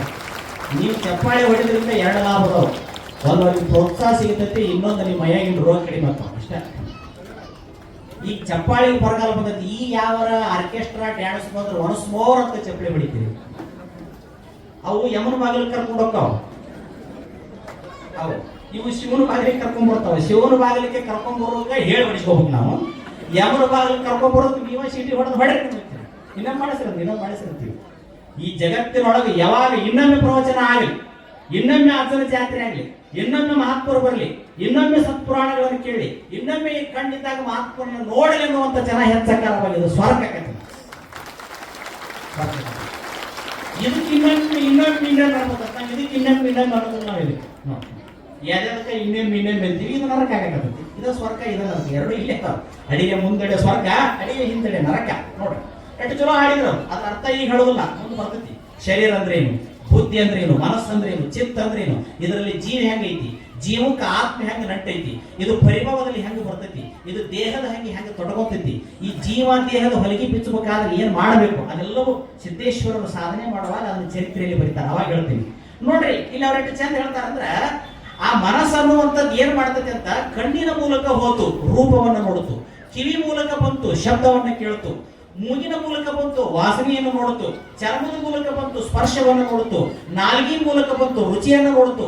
ಈ ಶಬ್ದ, ಸ್ಪರ್ಶ, ರೂಪ, ರಸ, ಗಂಧ ಅನ್ನುವಂತ ಅಲ್ಪ ಸುಖವನ್ನ ಬೆನ್ನತ್ತಿ ಹೋಗಿರ್ತಕ್ಕಂಥ ಮನಸ್ಸು, ಇದು ಮನಸ್ಸು ಒಂದ ಅಲ್ಲ, ಇಡೀ ಜೀವನ ಹಾಳು ಮಾಡಿಬಿಡ್ತಕ್ಕಂಥ. ಬರೇ ದೀಪಕ್ಕೆ ಒಂದು ಹುಳ ಬೆಳಕಿಗೆ ದೀಪಕ್ಕೆ ಮುತ್ತು ಕೊಡಾಕ್ ಬರ್ತೈತಿ. ನೋಡಿರ್ಬೇಕು ನೀವು, ದೀಪದ ಹುಳ ಆಗ್ತಿರ್ತಾವ. ಅದು ಹೆಂಗ ಬಂದು ನಾಟಕ ಮಾಡ್ತಿರ್ತೈತಿ ಅಂದ್ರೆ ದೀಪಕ್ಕೆ ಮುತ್ತು ಕೊಡಾಕ್ ಬರ್ತೈತಿ. ಹೆಂಗೊಮ್ಮೆ ಮುತ್ತು ಕೊಡುವಾಗ ಜೋಲಿ ಹೋಗಿ ಆ ದೀಪದಾಗ ರೆಕ್ಕೆ ಬಿಡದ ಅಲ್ಲೇ ಸತ್ತೋಗ್ಬಿಡ್ತೈತ. ಅಲ್ಲೇ ಸತ್ತೋಗ್ಬಿಡ್ತೈತಂತ. ಬರೇ ಆ ದೀಪದ ಹುಳಕ್ಕ ರೂಪದ ಸುಖಕ್ಕೆ ಬೆನ್ನತ್ತಿ ಆ ದೀಪ ಆರ್ಸಾಕ್ ಬಂತಂತ ತಾನ ಸುಟ್ಕೊಂಡು ಹೋತಂತ. ನೋಡ್ರಿ, ಸ್ಪರ್ಶೇಂದ್ರಿಯದಿಂದ ನಾಲಿಗೆ ಸುಖಕ್ಕೆ ಬಲಿಯಾಗಿ ಮೀನಕ್ಕೆ ನಾಲಿಗೆ ಸುಖ ಐತಂತ. ಮೀನಕ್ಕೆ ಒಂದ ಇಂದ್ರಿಯ ಐತಂತ. ನಾಲಿಗೆ ಅನ್ನೋದು ಒಂದ ಇಂದ್ರಿಯ. ಆ ನಾಲಿಗೆ ಮುಖಾಂತರ ಎಲ್ಲ ಕಂಡು ಹಿಡಿತೈತದ. ಮೀನಕ್ಕೆ ಅದ್ಭುತವಾದ ಶಕ್ತಿ ನಾಲಿಗೆ ಮೂಲಕ. ಆ ನಾಲಿಗೆ ರುಚಿಗೆ ಬರ್ತೈತಂತ. ಆ ನಾಲಿಗೆ ರುಚಿಗೆ ಹೆಂಗ್ ಬರ್ತೈತಿ, ಅದು ಪಂಕಿ ಹಾಕಿ ಆ ಪಂಕಿಗೆ ಏನಾರ ಒಂದಿಟ್ಟು ವರ್ಷಿ ಹಿಂಗೆ ನೀರಾಗಿ ಇಡ್ತಾರ. ಅದು ಹಿಂಗೆ ತಿನ್ಕೊಂತ ಬಂದು ಅದ್ರ ನಾಲಿಗೆ ಆ ಪಂಕಿಗೆ ಸಿಕ್ಬಿಡ್ತೈತಿ. ನೀವು ಮೇಲೆ ಚೆಕ್ಕೊಳ್ಳೋದಲ್ಲ, ಆ ಮೀನು ಸಿಗ್ತಾವ ನೋಡು. ಬರೇ ಮೀನಕ್ಕ ನಾಲಿಗೆ ಅನ್ನೋದು ಒಂದ ಇಂದ್ರಿಯ ಐತಿ. ನಾಲಿಗೆ ಸುಖಕ್ಕೆ ಬಂಧನಕ್ಕೆ ಒಳಗಾಗಿ ಮೀನು ಹಾಳಾಕತಿ. ನೋಡ್ರಿ, ದೀಪದ ಹುಳ ರೂಪದ ಸುಖಕ್ಕೆ ಹೋಗಿ ದೀಪ ಹಾಳಾಕತಿ. ನೋಡ್ರಿ, ಆನಿ ಚರ್ಮದ ಸುಖ ಮೆತ್ತನೆಯ ಸ್ಪರ್ಶದ ಸುಖಕ್ಕೆ ಹೋಗಿ ಆನೆ ಹಾಳಾಕತಿ. ಆದ್ರ 5 ಇಂದ್ರಿಯಗಳು ಒಂದ ಘಟದಾಗದಾವಂತ. ನಮ್ಮಲ್ಲಿ ರೂಪಾನು ಐತೆ ಅಂತ, ನಾಲಿಗೆ ರುಚಿನೂ ಐತೆ ಅಂತ, ಶಬ್ದಾನು ಐತೆ ಅಂತ, ಸ್ಪರ್ಶನೂ ಐತೆ ಅಂತ 5 ಈ ದೇಹದಾಗ ಇಟ್ಕೊಂಡಿವಿ. ಮತ್ತು ನಾವೇನಾಗಕ್ಕಿಲ್ಲ ಅಂತ ಹೇಳ್ತಾರ ನೋಡ್ರಿ. ನಾವೇನಾಗಕ್ಕಿಲ್ಲ, ನಾವು ಹಿಂಗ ಹಾಳಾಗಿ ಹೋಗ್ಬಿಡ್ತೀವಿ. ಅದಕ್ಕೆ ಕಣ್ಣು ಅದು ಹೊರಗೆ ಹೋಗಬಾರ್ದು ಅಂತೇಳಿ ಕಣ್ಣಿಗೆ ಲಿಂಗ ಕೊಟ್ರಂತ ನೋಡ್ರಿ ಶರಣರು. ಕಣ್ಣು ಹೊರಗೆ ಹೋಗಬಾರ್ದು ಅಂತ ಲಿಂಗ ಕೊಟ್ರಂತೆ. ಕಿವಿ ಹೊರಗೆ ಹೋಗಬಾರ್ದಂತ ಕಿವಿಗೆ ಶಬ್ದವನ್ನು ಇಟ್ಟರಂತ. ಏನ್ ಶಬ್ದ? ಸತ್ಪಥವನ್ನೇ ಕೇಳು, ಒಳ್ಳೆ ನುಡಿಗಳನ್ನೇ ಕೇಳು. ಕೈ ಕೆಟ್ಟದ್ದು ಮಾಡಬಾರ್ದು ಅಂತ ಹೇಳಿ ಇದಕ್ಕೆ ಕಾಯಕ ಕೊಟ್ರಂತ. ಕಾಲು ಕೆಟ್ಟ ಜಾಗದಾಗ ಹೋಗಬಾರ್ದಂತಾನೆ ಹೇಳಿ ಮಹಾತ್ಮರ ಶರಣರ ಸಂಘ ಇಟ್ಟರಂತೆ. ಇಷ್ಟೆಲ್ಲ ಮಾಡಿಬಿಟ್ರೆ ನೀ ದೇವರ ಹಾಕಿ ಅಂತ ಹೇಳಿದ್ರಂತ. ನಾವು ಇವನ್ನೆಲ್ಲ ಮಾಡಲಾರದಕ್ಕೆ ಬಹುಮಂತನಕ್ಕೆ ಬಂದು ಬಿದ್ದೀವಿ, ದುಃಖಕ್ಕೆ ಬಂದು ಬಿದ್ದೀವಿ. ಅದಕ್ಕೆ ಆ ಮನಸ್ಸನ್ನುವಂತ ಕಂಡಕ್ಟರ್ ಏನ್ ಹೇಳ್ತಾನಲ್ಲ, ಅವನಂತೆ ಏನೈತಿ, ಆತ್ಮದಲ್ಲಿ ಸುಖ ಇಲ್ಲ, ಇಂದ್ರಿಯಗಳಲ್ಲಿ ಸುಖ ಐತೆ ಅಂತ ಹೇಳಿದಂತ. ಅದಕ್ಕೆ ಕಣ್ಣು ಇಳಿತಿಲ್ಲ, ಕಿವಿ ಇಳಿತೈತಿ ಅಂತ. ಕಿವಿ ಇಳಿದ್ರ ನಾಲಿಗೆ ಹಿಡಿತೈತಿ ಅಂತ, ನಾಲಿಗೆ ಹಿಡಿದ್ರ ಚರ್ಮ ಹಿಡಿತೈತಿ ಅಂತ. ಒಂದ್ ಇಳಿದು ಒಂದ್ ಎಲ್ಲ ಇಳಿದು ಬಿಡ್ತಾವಂತ. ಹೊಳ್ಳಿ ಮತ್ತ ಅವು ಹತ್ತಬೇಕಾದ್ರೆ ಬಹಳ ಕಷ್ಟ ಪಡ್ಬೇಕಂತ. ಅವನ್ನ ಕೆಟ್ಟ ಜಾಗದಾಗ ಇಳಿಸಿ ಬಿಡಬಾರ್ದು. ಅವುಗಳ ಕೆಟ್ಟ ಜಾಗದಾಗ ಹೋಗಿ ಮೈಲಿಗೆ ಆಗಬಾರ್ದಂದ್ರ ಅವನ ನೆಟ್ಟಿಗೆ ಎಲ್ಲಿಗೆ ಕರ್ಕೊಂಡ್ ಬರ್ಬೇಕಂತ ಆತ್ಮ ಅನ್ನುವಂತ ಡ್ರೈವರ್ನ ಬೆನ್ನತ್ತಿ ಸಿದ್ಧರ ಪಾದಕ್ಕೆ ಬಂದು ಬಿದ್ದರು ಶುದ್ಧ ಮನಸ್ಸಿನಿಂದ ಭಕ್ತಿ ಆಗಬೇಕು. ಅವನಂಗನ 3 ಹೊತ್ತು ಮ್ಯಾಗ ನೆತ್ತಿಗೇರ್ಸ್ಕೊಂಡು ಕುಂದಿರ್ಬೇಕಂತ ಏನಿಲ್ಲ. ಅವನಂಗನ ಎಲ್ಲಾ ತೊರೆದು ಬರ್ಬೇಕಂತ ಏನಿಲ್ಲ. ಇಲ್ಲೇ ಇದ್ದಲ್ಲೇನ ಸಾಧಿಸ್ಬೋದು. ನೀ ಎಲ್ಲೇಗೆ ಅಲ್ಲೇ ಇದನ್ನು ಸಾಧಿಸ್ಬೋದು. ನೀ ಇದ್ದ ಜಾಗದಾಗನ ಇದರ ಶಕ್ತಿಯಿಂದ ಪಡ್ಕೋಬಹುದು ಅಂತ ಹೇಳಿ ಸರಳ ಮಾರ್ಗವನ್ನ, ಸರಳ ಸೂತ್ರವನ್ನ ಹೇಳಿ ಮನಸ್ಸನ್ನ ತಿದ್ದಿ ಮನಸ್ಸನ್ನ ಸಂಸ್ಕಾರ ಮಾರ್ಗದಲ್ಲಿ ನಡೆಸಿದ್ರೆ ಅದು ಸ್ವರ್ಗನ. ಮನಸ್ಸು ಕೆಟ್ಟದ್ರ ಕಡೆ ಹೋದ್ರ ಅದು ನರಕನ. ಅದಕ್ಕೆ ಅಕ್ಕ ಮಹಾದೇವರು ಏನ್ ಹೇಳ್ತಾರ, ಎನ ಉಳ್ಳೋದೊಂದು ಮನ. ಮನಸ್ಸು ಇರೋದು ಒಂದೈತಂತ. ಎನ ಉಳ್ಳೋದು ಒಂದು ಮನ. ಆ ಮನಸ್ಸು ಕೆಟ್ಟದ್ರ ಕಡೆ ಹೋದ್ರ ಮೈಲಿಗೆ ಆತಂತ, ಚಲೋದ್ರ ಕಡೆ ಬಂದ್ರ ಮಡಿ ಆತಂತ. ಯಾವುದ್ರ ಕಡೆ ಹರಿ ಬಿಡ್ತಿದಿ ನಿನಗ್ ಬಿಟ್ಟೈತಿ. ಮನಸ್ಸು ಹರದಂಗ ನೀ ಹಾದಿ ನಾಶಕ್ಕಿದಿ. ಮನಸ್ಸನ್ನ ನಿನ್ನ ಕಂಟ್ರೋಲ್ ಆಗಿ ಇಟ್ಕೊಂಡಿ ನೀ ಮಹಾತ್ಮಕ್ಕಿದಿ. ಇಷ್ಟ ವ್ಯತ್ಯಾಸ ಐತೆ ಅಂತ ನೋಡ್ರಿ. ಮನಸ್ಸು ಗೆದ್ದಾವ ಮಹಾತ್ಮ ಅದ, ಮನಸ್ಸು ಹೇಳಿದಂಗ ಬಿದ್ದಾವ ಅವ ಪಾಪಾತ್ಮ. ಎರಡು ಇಲ್ಲೇ ಅದಾವ ಅಂತ ಹೇಳ್ತಾರೆ. ಎನ ಉಳ್ಳದೊಂದು ಮನ. ಅದಕ್ಕೆ ಆ ಮನವೇ, ಆ ಮನೋ ನಿಗ್ರಹವನ್ನು ಯಾರು ಮಾಡ್ತಾರ ಅವರಿಗೆ ತನು ನಿಗ್ರಹ ಆಗತ್ತಂತೆ, ಇಂದ್ರಿಯಗಳ ನಿಗ್ರಹ ಆಗಂತ. ಯಾರು ಮನಸ್ಸನ್ನ ಕಂಟ್ರೋಲ್ ಮಾಡ್ಕೊಳ್ಳೋದಿಲ್ಲ ಅವ್ರು ಕ್ಷಣಕ್ಕೂ ದುಃಖಕ್ಕೊಳಗಾರಂತ. ಅವ್ರ ಬುದ್ಧಿ ಕಂಟ್ರೋಲ್ನಾಗ ಉಳಿದಿಲ್ಲಂತ, ಅವ್ರ ಚಿತ್ತ ಕಂಟ್ರೋಲ್ನಾಗ ಉಳಿದಿಲ್ಲಂತ, ಅವ್ರ ನಾಲಿಗೆ ಕಂಟ್ರೋಲ್ನಾಗ ಉಳಿದಿಲ್ಲಂತ, ಅವ್ರ ಬದುಕ ನರಕಾಗಿ ಹೋಗ್ಬಿಡ್ತಂತ. ಇವತ್ತು ವಿದ್ಯಾರ್ಥಿಗಳು ಏಕಾಗ್ರತೆಯನ್ನು ಸಾಧಿಸಲಾರದಕ್ಕ, ಅವರು ಮನಸ್ಸನ್ನ ಕಂಟ್ರೋಲ್ ಇಟ್ಕೊಳ್ಳಾರದಕ್ಕ ಅವ್ರು ಏನನ್ನು ಆ ಗುರಿ ಮುಟ್ಟಬೇಕನ್ನೋದು ಗುರಿ ಮುಟ್ಟುತ್ತಾ ಇಲ್ಲ. ಇವತ್ತು ಒಬ್ಬ ಮನುಷ್ಯ ತನ್ನ ಮನಸ್ಸನ್ನ ಏಕಾಗ್ರತೆಯಲ್ಲಿ ದೃಢವಾದ ನಿರ್ಧಾರದಲ್ಲಿ ತಂದಿಟ್ಟ ಅಂದ್ರೆ ಬೆಕ್ಕಾದಂತ ಅದ್ಭುತ ಶಕ್ತಿ ಐತೆ ಅಂತ. ಅದಕ್ಕೆ ಬೆಕ್ಕಾದಂತ ಅದ್ಭುತ ಶಕ್ತಿ. ಒಂದ್ಸಲ ವಿವೇಕಾನಂದರು ಹೊರದೇಶಕ್ಕೆ ಹೋದಾಗ ಸಮುದ್ರದ ದಂಡಿಗೆ ವಾಕಿಂಗ್ ಹೋದ್ರು. ಅಲ್ಲಿ ಇದ್ದಂತ ಆ ವಿದೇಶದ ಹುಡುಗರು ಗುರಿ ಇಟ್ಟಿಟ್ಟು ಸಮುದ್ರದಲ್ಲಿ ತೇಲಿ ಬರುವಂತ ಚಿಪ್ಪಿಗಳಿಗೆ ಹೊಡೆಯಾಕತ್ತಿದ್ರಂತೆ. ಇವ್ರು ಹೊಡಿತಿದ್ರಂತ ಅವು ಹೋಗಿ ಬೀಳತ್ತಿದ್ದಿಲ್ಲಂತ. ವಿವೇಕಾನಂದರ ತಮ್ಮ ಕೈಯಾಗಿ ಇಸ್ಕೊಂತಾರ, ತಗೊಂಡು ಬಾಯಿಲ್ಲ ಅಂತ ಇಸ್ಕೊಂಡು ಹೊಡಿತಾರಂತ. ಅವು ಹೋಗಿ ಪ್ರತಿಯೊಂದನ್ನು ಹೋಗಿ ಆ ಚಿಪ್ಪಿಗಳಿಗೆ ಬಿಡ್ತಾವಂತ, ಆ ಕಪ್ಪಿ ಚಿಪ್ಪಿಗೆ ಬಿದ್ದು ಹೊಡಿತಾವಂತ. ಅವ್ರೇನಂತಾರಂತ ವಿದ್ಯಾರ್ಥಿಗಳು, ನೀವು ಇಂಥ ವಿದ್ಯೆ ಕಲಿತೀರಿ, ಅದ್ರ ಸಲುವಾಗಿ ಅವು ಹೋಗಿ ಮುಟ್ಟಾಕತ್ತಾವ, ಹೊಡ್ಯಾಕತ್ತಾವ, ನೀವು ಆ ವಿದ್ಯೆ ಕಲಿತೀರಿ ಅಂತೇಳಿ. ಅವಾಗ ವಿವೇಕಾನಂದರು ಅಂದ್ರಂತ, ನಾ ಯಾವ ವಿದ್ಯೆನೂ ಕಲ್ತಿಲ್ಲ, ಕರೆ ಹೇಳ್ಬೇಕಂದ್ರೆ ನನ್ನ ಜೀವನದಾಗ ಇವತ್ತನ ಇದನ್ನ ಹಿಡಿದದ್ದು ಕೈಯಾಗದ ಅಂತ. ಅದನ್ನೇನು ಕೈಯಾಗ ಹಿಡಿದಿನಲ್ಲ, ಇವತ್ತನ ಹಿಡಿದದ್ದು. ಮತ್ತೆ ನಿಮ್ಗೆ ಹೆಂಗ ಸಾಧ್ಯ ಆತಂದ್ರ ಮನಸ್ಸನ್ನ ಯಾರು ನಿಗ್ರಹ ಮಾಡಿ ಏಕಾಗ್ರತೆಯನ್ನು ಸಾಧಿಸ್ತಾರ ಅವರಿಗೆ ಜಗತ್ತಿನಲ್ಲಿ ಅಸಾಧ್ಯವಾದದ್ದು ಯಾವುದು ಇಲ್ಲ ಅನ್ನುವಂಥದ್ದು. ಮನಯೇವ ಕಾರಣ ಬಂದ ಮೋಕ್ಷ. ಮನಸ್ಸಿನಿಂದ ದುಃಖನೂ ಬರ್ತೈತಿ, ಮನಸ್ಸಿನಿಂದ ಸುಖನೂ ಬರ್ತೈತಿ. ಅದಕ್ಕೆ ಆ ಮನಸ್ಸಿಗೆ ಮಂಗಲವಾಗುವಂತ, ಮನಸ್ಸಿಗೆ ಸನ್ಮಾರ್ಗವನ್ನು ತೋರುವಂತ, ಮನಸ್ಸಿಗೆ ಹಿತವಾಗುವಂತ, ಮನಸ್ಸಿಗೆ ಉಲ್ಲಾಸವನ್ನು ಕೊಡುವಂತ, ಮನಸ್ಸಿಗೆ ಸನ್ಮಾರ್ಗಕ್ಕೆ ಕರ್ಕೊಂಡು ಹೋಗುವಂತಹ ಸಂಸ್ಕಾರವಂತರ ಸಂಘದೊಳಗೆ ನಾವಿದ್ದೀವಿ ಅಂದ್ರೆ ಮನಸ್ಸು ಕೆಟ್ಟದ ಕಡೆ ಹೋಗೋದಿಲ್ಲ ಅಂತ. ಆ ಮನಸ್ಸ ನಮ್ಮನ್ನ ಮಹಾದೇವನ ಕಡೆ ಕರ್ಕೊಂಡು ಹೋಗೈತೆ ಅಂತ. ಬ್ಯಾಡ ಅಂದ್ರೆ ನಮ್ಮನ್ನ ಮೃತ್ಯುವಿನ ಕಡೆ ಮನಸ್ಸ ಕರ್ಕೊಂಡು ಹೋಗೈತೆ ಅಂತ. ಅದಕ್ಕೆ ಮನಸ್ಸನ್ನ ಎದರಾಗಿ ಇಡ್ತೀವಿ ಅದರಂಗ ಹಾಕಿವಿ ಅಂತ. ಮನಸ್ಸು ಎದರಾಗಿ ಇಡ್ತೀವಿ ಅದು ನಮ್ಮನ್ನ ಮಾರಿಯಾಗಿ ಕಾಡ್ತಕ್ಕಂತ. ಮನಸ್ಸನ್ನ ಹೊನ್ನಿನೊಳಗಿಟ್ರ ಅದು ನಮ್ಗೆ ದುಃಖ ಕೊಡ್ತೈತೆ ಅಂತ. ಹೆಣ್ಣಿನೊಳಗಿಟ್ರ ಅಗೋರ ದುಃಖ ಕೊಡ್ತೈತೆ ಅಂತ. ಮಣ್ಣಿನೊಳಗಿಟ್ರ ಅಗೋರ ದುಃಖ ಕೊಡ್ತೈತೆ ಅಂತ. ಅದೇ ಮನಸ್ಸನ್ನ ಗುರುವಿನೊಳಗಿಟ್ಟು ಬಿಟ್ರ ನಮಗೆ ಮುಕ್ತಿನೂ ಕೂಡ ಕೊಡ್ತೈತೆ ಅಂತ ಹೇಳ್ತಾರೆ. ಅದಕ್ಕಂತ ಮನಸ್ಸನ್ನ ಕಟ್ಟಿ ಆಳುವಂತ ಒಬ್ಬ ಸಿದ್ಧ ಪುರುಷನ ಬರುವಿಗಾಗಿ ಈ ದರೆ ಕಾಯುತ್ತಿದ್ದು. ಅದಕ್ಕೆ ಕೈಲಾಸವೆಂಬುದು ಅಲ್ಲಿಲ್ಲ, ಅದು ಇಲ್ಲೇ ಐತಿ, ಈ ಭೂಮಿ ಮೇಲೆ ಐತಿ. ಎಲ್ಲಿ ನೀತಿವಂತರು, ಸತ್ಯವಂತರು, ಧರ್ಮವಂತರು ಬದುಕ್ತಾರ ಅವ್ರ ಇದ್ದ ಜಾಗನ ಕೈಲಾಸ ಆಗ್ತೈತೆ ಅಂತ ಹೇಳ್ತಾರ. ಅಂತಪ್ಪ ಪುಣ್ಯದ ಕೈಲಾಸ ಯಾವುದಾಗಿತ್ತು ಅಂದ್ರೆ ಅದು ಆಂಧ್ರದ ಮತ್ತು ಕರ್ನಾಟಕದ ಮಧ್ಯದ ಭಾಗದಲ್ಲಿರ್ತಕ್ಕಂಥ ಎರಡರ ಸೀಮೆಯಲ್ಲಿರ್ತಕ್ಕಂಥ ಒಳಗುಂದಿ ಹೊಳಲಗುಂದಿ ಅಂತ ಊರ ಹೆಸರ. ಏನು ಆ ಊರ ಹೆಸರ? ಹೊಳಲಗುಂದಿ ಅನ್ನುವಂಥ ಊರ ಹೆಸರ. ಆ ಹೊಳಲಗುಂದಿ ಅನ್ನುವಂಥ ಊರೊಳಗ, ಆ ಹೊಳಲಗುಂದಿ ಅನ್ನುವಂಥ ಊರಿನೊಳಗ ನವಲಿ ಅನ್ನುವಂಥ ಒಂದು ಕುಟುಂಬ, ಆ ನವಲಿ ಅನ್ನುವಂಥ ಕುಟುಂಬದೊಳಗ ಯೋಗ್ಯ ಬದುಕನ್ನು ಬದುಕುವಂತ, ತನುಮನ ದನದೊಳಗ ವಂಚನೆ ಇಲ್ಲದೆ ಗುರು ಲಿಂಗ ಜಂಗಮರಿಗೆ ಸಮರ್ಪಣಾ ಭಾವದಿಂದ ಬದುಕುವಂತಹ ಶಿವಪ್ಪ ಮತ್ತು ಪಾರ್ವತಿ ಅನ್ನುವಂಥ ಇಬ್ಬರು ಗಂಡ ಹೆಂಡತಿ ಯೋಗ್ಯ ಬದುಕನ್ನು ಬದುಕ್ತಿದ್ರು. ಅಂತಪ್ಪ ಸತ್ಪುತ್ರನಿಗಾಗಿ ಅವರು ಕಾಯಕತ್ತಿದ್ರು. ಅಂತ ಯೋಗ್ಯ ಬದುಕಲಿಕ್ಕೆ ಅವರು ಶ್ರೀಮಂತರಿದ್ರು, ಆಚಾರವಂತರಿದ್ರು, ನೀತಿವಂತರಿದ್ರು, ಗೌರವವಂತರಿದ್ರು. ಅವರಿಗೆ ಪರಮಾತ್ಮನ ಮೇಲೆ ಶ್ರದ್ಧೆ ಇತ್ತು, ಭಕ್ತಿ ಇತ್ತು, ಎಲ್ಲ ಇತ್ತು. ಮನೆ ಒಳಗೆ ಬಂಗಾರದ ಚಮಚೆಗಳಿತ್ತು. ಆದ್ರೆ ಬಂಗಾರ ಚಮಚಿಯಿಂದ ಹಾಲು ಕುಡಿಸಾಕ ಮನೆಗೆ ಸಂತಾನ ಇದ್ದಿದ್ದಿಲ್ಲ, ಮಗ ಇದ್ದಿದ್ದಿಲ್ಲ, ಒಂದು ಮಕ್ಕಳು ಇದ್ದಿದ್ದಿಲ್ಲ. ಆ ಚಿಂತಿ, ಆ ದುಃಖ ಆ ಇಬ್ಬರು ಸತಿಪತಿಗಳನ್ನ ಕಾಡುತ್ತಿತ್ತು. ಕಾಡುವಂತ ಸಂದರ್ಭದೊಳಗ ಗಂಡ ಹೆಂಡತಿ ಅವ್ರು ಹೆಂಗೆ ಬದುಕ್ತಾರೆ, ಯಾವ ರೀತಿ ಇರಬೇಕು, ಸಂಸಾರ ಧರ್ಮ ಅಂದ್ರೆ ಏನು, ಸತಿಪತಿಗಳು ಹೆಂಗೆ ಇರಬೇಕು, ಸತಿ ಪತಿಗೆ ಏನು ಉಪಕಾರಗಳನ್ನು ಮಾಡಬೇಕು, ಪತಿ ಸತಿಗೆ ಯಾವ ರೀತಿ ನಡ್ಕೋಬೇಕು, ಸತಿಪತಿಗಳು ಕೂಡಿ ಭಕ್ತಿಯನ್ನ ಮಾಡಿದಾಗ ಅದು ಪರಮಾತ್ಮನಿಗೆ ಹಿತ ಆಗತ್ತೆ ಅಂತಾರೆ. ಹಂಗೆ ಹಿತವಾದ ಯೋಗ್ಯವಾದ ಭಕ್ತಿಯನ್ನ ಮಾಡ್ತಿದ್ರು. ಆಗ ಪರಮಾತ್ಮ ಎಲ್ಲಾ ಕೊಟ್ಟಿದ್ದ, ಅವ್ರಿಗೆ ಒಂದ ಕಡಿಮೆ ಇತ್ತು. ಕಾರಣ ಮನಿ ಒಳಗ ಅಂಬಿಗಾಲಿಟ್ಟು ಆಡುವಂತ ಅವ್ವ ಅನ್ನುವಂತ ಶಬ್ದವನ್ನು ಕೇಳದೇ ಇರುವಂತ ಮಕ್ಕಳಿಲ್ಲಾರದಕ್ಕ ಆ ಮನಿ ಒಂದು ರೀತಿ ಮಸನಾಗಿತ್ತು. ಅದಕ್ಕೆ ತಾಯಿ ಯಾವಾಗಲೂ ಮಕ್ಕಳ ಹಂಬಲಕ್ಕಾಗಿ ಹಂಬಲಿಸ್ತಿದ್ದು. ಮುಂದೆ ಅಂತ ತಾಯಿ ಆ ಹಂಬಲವನ್ನ ಕೇಳಿ ಏನಾಗ್ತದೆ, ಸತಿಪತಿಗಳ ಆ ಭಕ್ತಿ ಒಳಗೆ ಏನು ಬೆರೀತದೆ, ಮುಂದೆ ಏನಾಗ್ತದೆ ಅನ್ನುವಂಥದ್ದನ್ನ ಇಂದಲ್ಲ ಅದರ ಮುಂದಿನ ಅಧ್ಯಾಯದಲ್ಲಿ ನಮ್ಮ ಕವಿ ಹೇಳ್ತಾನೆ. ಮುಂದೆ ಯಾರು ಬರ್ತಾರೆ, ಯಾರು ಆಗಮನ ಆಗ್ತದೆ, ಅಂತ ಸತ್ಪುರುಷ ಅಂತವ್ರ ಹೊಟ್ಟೆಯಾಗಿ ಬರ್ಬೇಕಾದ್ರೆ ಅವ್ರು ಹೆಂಗಿರ್ಬೇಕು, ಅವ್ರು ಏನಿರ್ಬೇಕು. ಕೆಲವರು ಹೇಳ್ತಾರೆ ಮಕ್ಕಳಿಂದ ಸ್ವರ್ಗನೂ ಸಿಗ್ತದೆ ಅಂತ, ನಮಗೆ ಮಕ್ಕಳಿಂದ ನರಕನೂ ಸಿಗ್ತದೆ ಅಂತ. ಮಕ್ಕಳ ಮನಸ್ಸು ಮಾಡಿದ್ರೆ ಭೂಮಿ ಮ್ಯಾಗನ ಸ್ವರ್ಗ ತೋರಿಸ್ತಾರಂತ. ಮಕ್ಕಳೇನಾರ ತಿರುಗಿ ನಿಂತು ಬಿಟ್ಟರೆ ನರಕ ಅನ್ನೋದು ಭೂಮಿ ಮ್ಯಾಗ ಅಲ್ಲ, ಅದು ಮನೆ ಹಿತ್ತಲಾಗೆ ಇರ್ತದೆ. ಎಲ್ಲವನ್ನ ಮಕ್ಕಳಿಂದ ಕಾಣಕ್ ಸಾಧ್ಯ ಇತ್ತು ನಾವು. ಅದಕ್ಕೆ ಅಂತಪ್ಪ ಯೋಗ್ಯ ಮಕ್ಕಳು ಬರಬೇಕಾದ್ರೆ ಸತಿಪತಿಗಳು ಹೇಗಿರಬೇಕು ಮತ್ತು ಸತಿಪತಿಗಳು ಕೂಡಬೇಕಾದ್ರೆ ಅವ್ರು ಹೆಂಗಿರ್ಬೇಕು, ಅಂತವ್ರಿಗೆ ಜೊತೆ ಆಗ್ಬೇಕಾದ್ರೆ ಅದಕ್ಕೆ ಏನು ಸುಕೃತ ಪುಣ್ಯ ಇರಬೇಕು, ಹಾಗೆ ಕೂಡಿ ಬದುಕಿದಾಗ ಏನಾಗುತ್ತದೆ, ಇವೆಲ್ಲವನ್ನ ಕುರಿತು ನಾಳೆ ಪತಿ ಸತಿ ಪತಿ ಧರ್ಮ ಅಂತ ಹೇಳ್ತಾನೆ ಕವಿ. ಸತಿ ಪತಿ ಅಂದ್ರೆ ಸಂಸಾರಿಕರು ಹೇಗಿರ್ಬೇಕು, ಸಂಸಾರಿಕರು ಹೇಗಿರ್ಬೇಕಂದ್ರೆ ಗಂಡ ಹೆಂಡತಿ ಹೇಗಿರ್ಬೇಕು, ನಿಮ್ಮದ ಸುದ್ದಿ ಅದು, ಮತ್ತೆ ನಮ್ದೇನಲ್ಲ. ಹೆಂಗಿರಬೇಕು ಅನ್ನೋದನ್ನ ನಾವು ಹೇಳ್ತಾನೆ.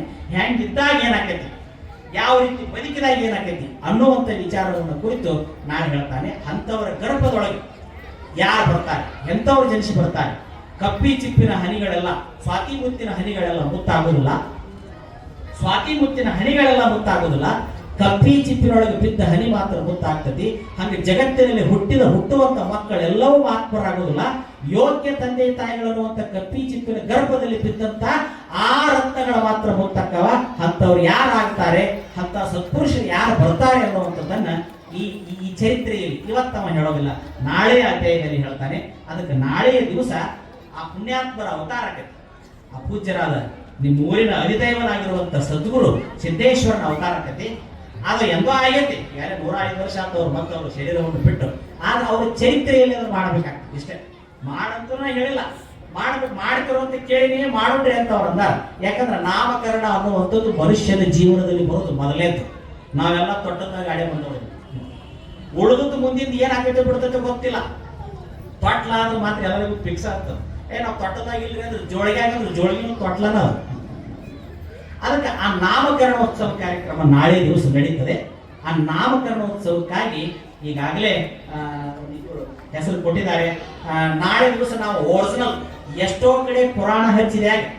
ಈಗ ಬಹಳ ಕಡೆ ಕಲಬುರಗಿ ಶರಣ ಬಸವೇಶ್ವರ ಪುರಾಣ ಹಚ್ಚಿರ್ತಾರ, ತೊಟ್ಟಲ್ದಾಗ ಗೊಂಬೆ ಹಾಕ್ತಾರ.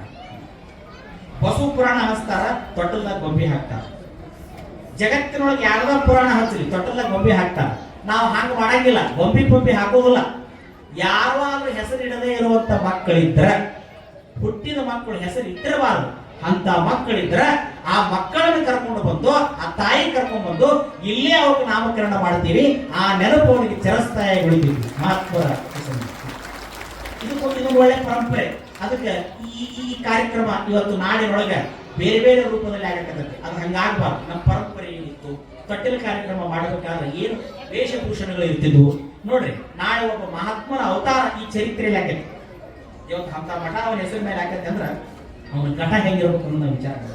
ಬಹಳ ಮಂದಿ ಭೂಮಿ ಮೇಲೆ ಶರೀರ ತೊಗೊಂಡು ಹುಟ್ತೀವಿ, ನಾಳೆ ನಮ್ಮನ್ನು ಹುಗುದ ಜಾಗ ಸಹಿತ ಗುರುತು ಸಿಗುದಿಲ್ಲ. ಇಂಥಲ್ಲಿ ಇವ್ರು ಮಣ್ಣು ಕೊಟ್ಟಿದ್ವಿ ಅಂತ ಯಾರು ಹೇಳೋದು ದಿಕ್ಕಿರುದಿಲ್ಲ. ಭಯ ಅವ್ನು ಕುಂತು ಜಾಗದಾಗ ಇವತ್ತು ದೊಡ್ಡ ಮಠ ಹಾಕತ್ತೆ ಅಂದ್ರೆ ಅವ್ನ ಮೈಯಾರ ಎಂತದಿರ್ಬೇಕು, ಅವ್ನ ಮನಸ್ಸಲ್ಲಿ ಎಂತದಿರ್ಬೇಕು.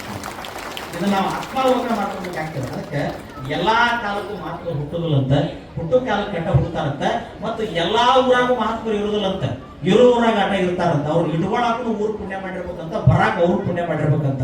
ಅಂತ ಎರಡೂ ಪುಣ್ಯನ ಉಣಕಲ್ ಅನ್ನೋ ಗ್ರಾಮ ಮಾಡೈತೆ ಅಂತ ತಿಳ್ಕೊಂಡು ಅವರು ಇಬ್ರಾಹಿಂಪುರದಾಗ ಇರ್ಲಿಲ್ಲ, ಲಿಂಗರಾಳದಾಗ ಇರ್ಲಿಲ್ಲ, HS ವೆಂಕಟಾಪುರದಾಗ ಇರ್ಲಿಲ್ಲ, ಕೋಟುಂಚಿಗೆ ಇರ್ಲಿಲ್ಲ, ನಾರಾಯಣಪುರದಾಗ ಇರ್ಲಿಲ್ಲ, ಗೋಪುರಕೊಪ್ಪದಾಗ ಇರ್ಲಿಲ್ಲ, ಮೆದಗೊಪ್ಪದಾಗ ಇರ್ಲಿಲ್ಲ. ಅವ್ರು ಉಣಕಲ್ಲಾಗ ಯಾಕೆ ಉಳ್ಕೊಂತಾರಂದ್ರೆ ಅವರಿಗೂ ಈ ಊರಿಗೂ ಏನು ಆತ್ಮೀಯತೆ ಇತ್ತು, ಏನು ಬಾಂಧವ್ಯ ಇತ್ತು, ಇದೆಲ್ಲವೂ ಕೂಡ ಅವರ ಚರಿತ್ರೆಯನ್ನು ಉದ್ದಕ್ಕೂ ನಡ್ಕೊಂಡು ಹೋಗ್ತದೆ.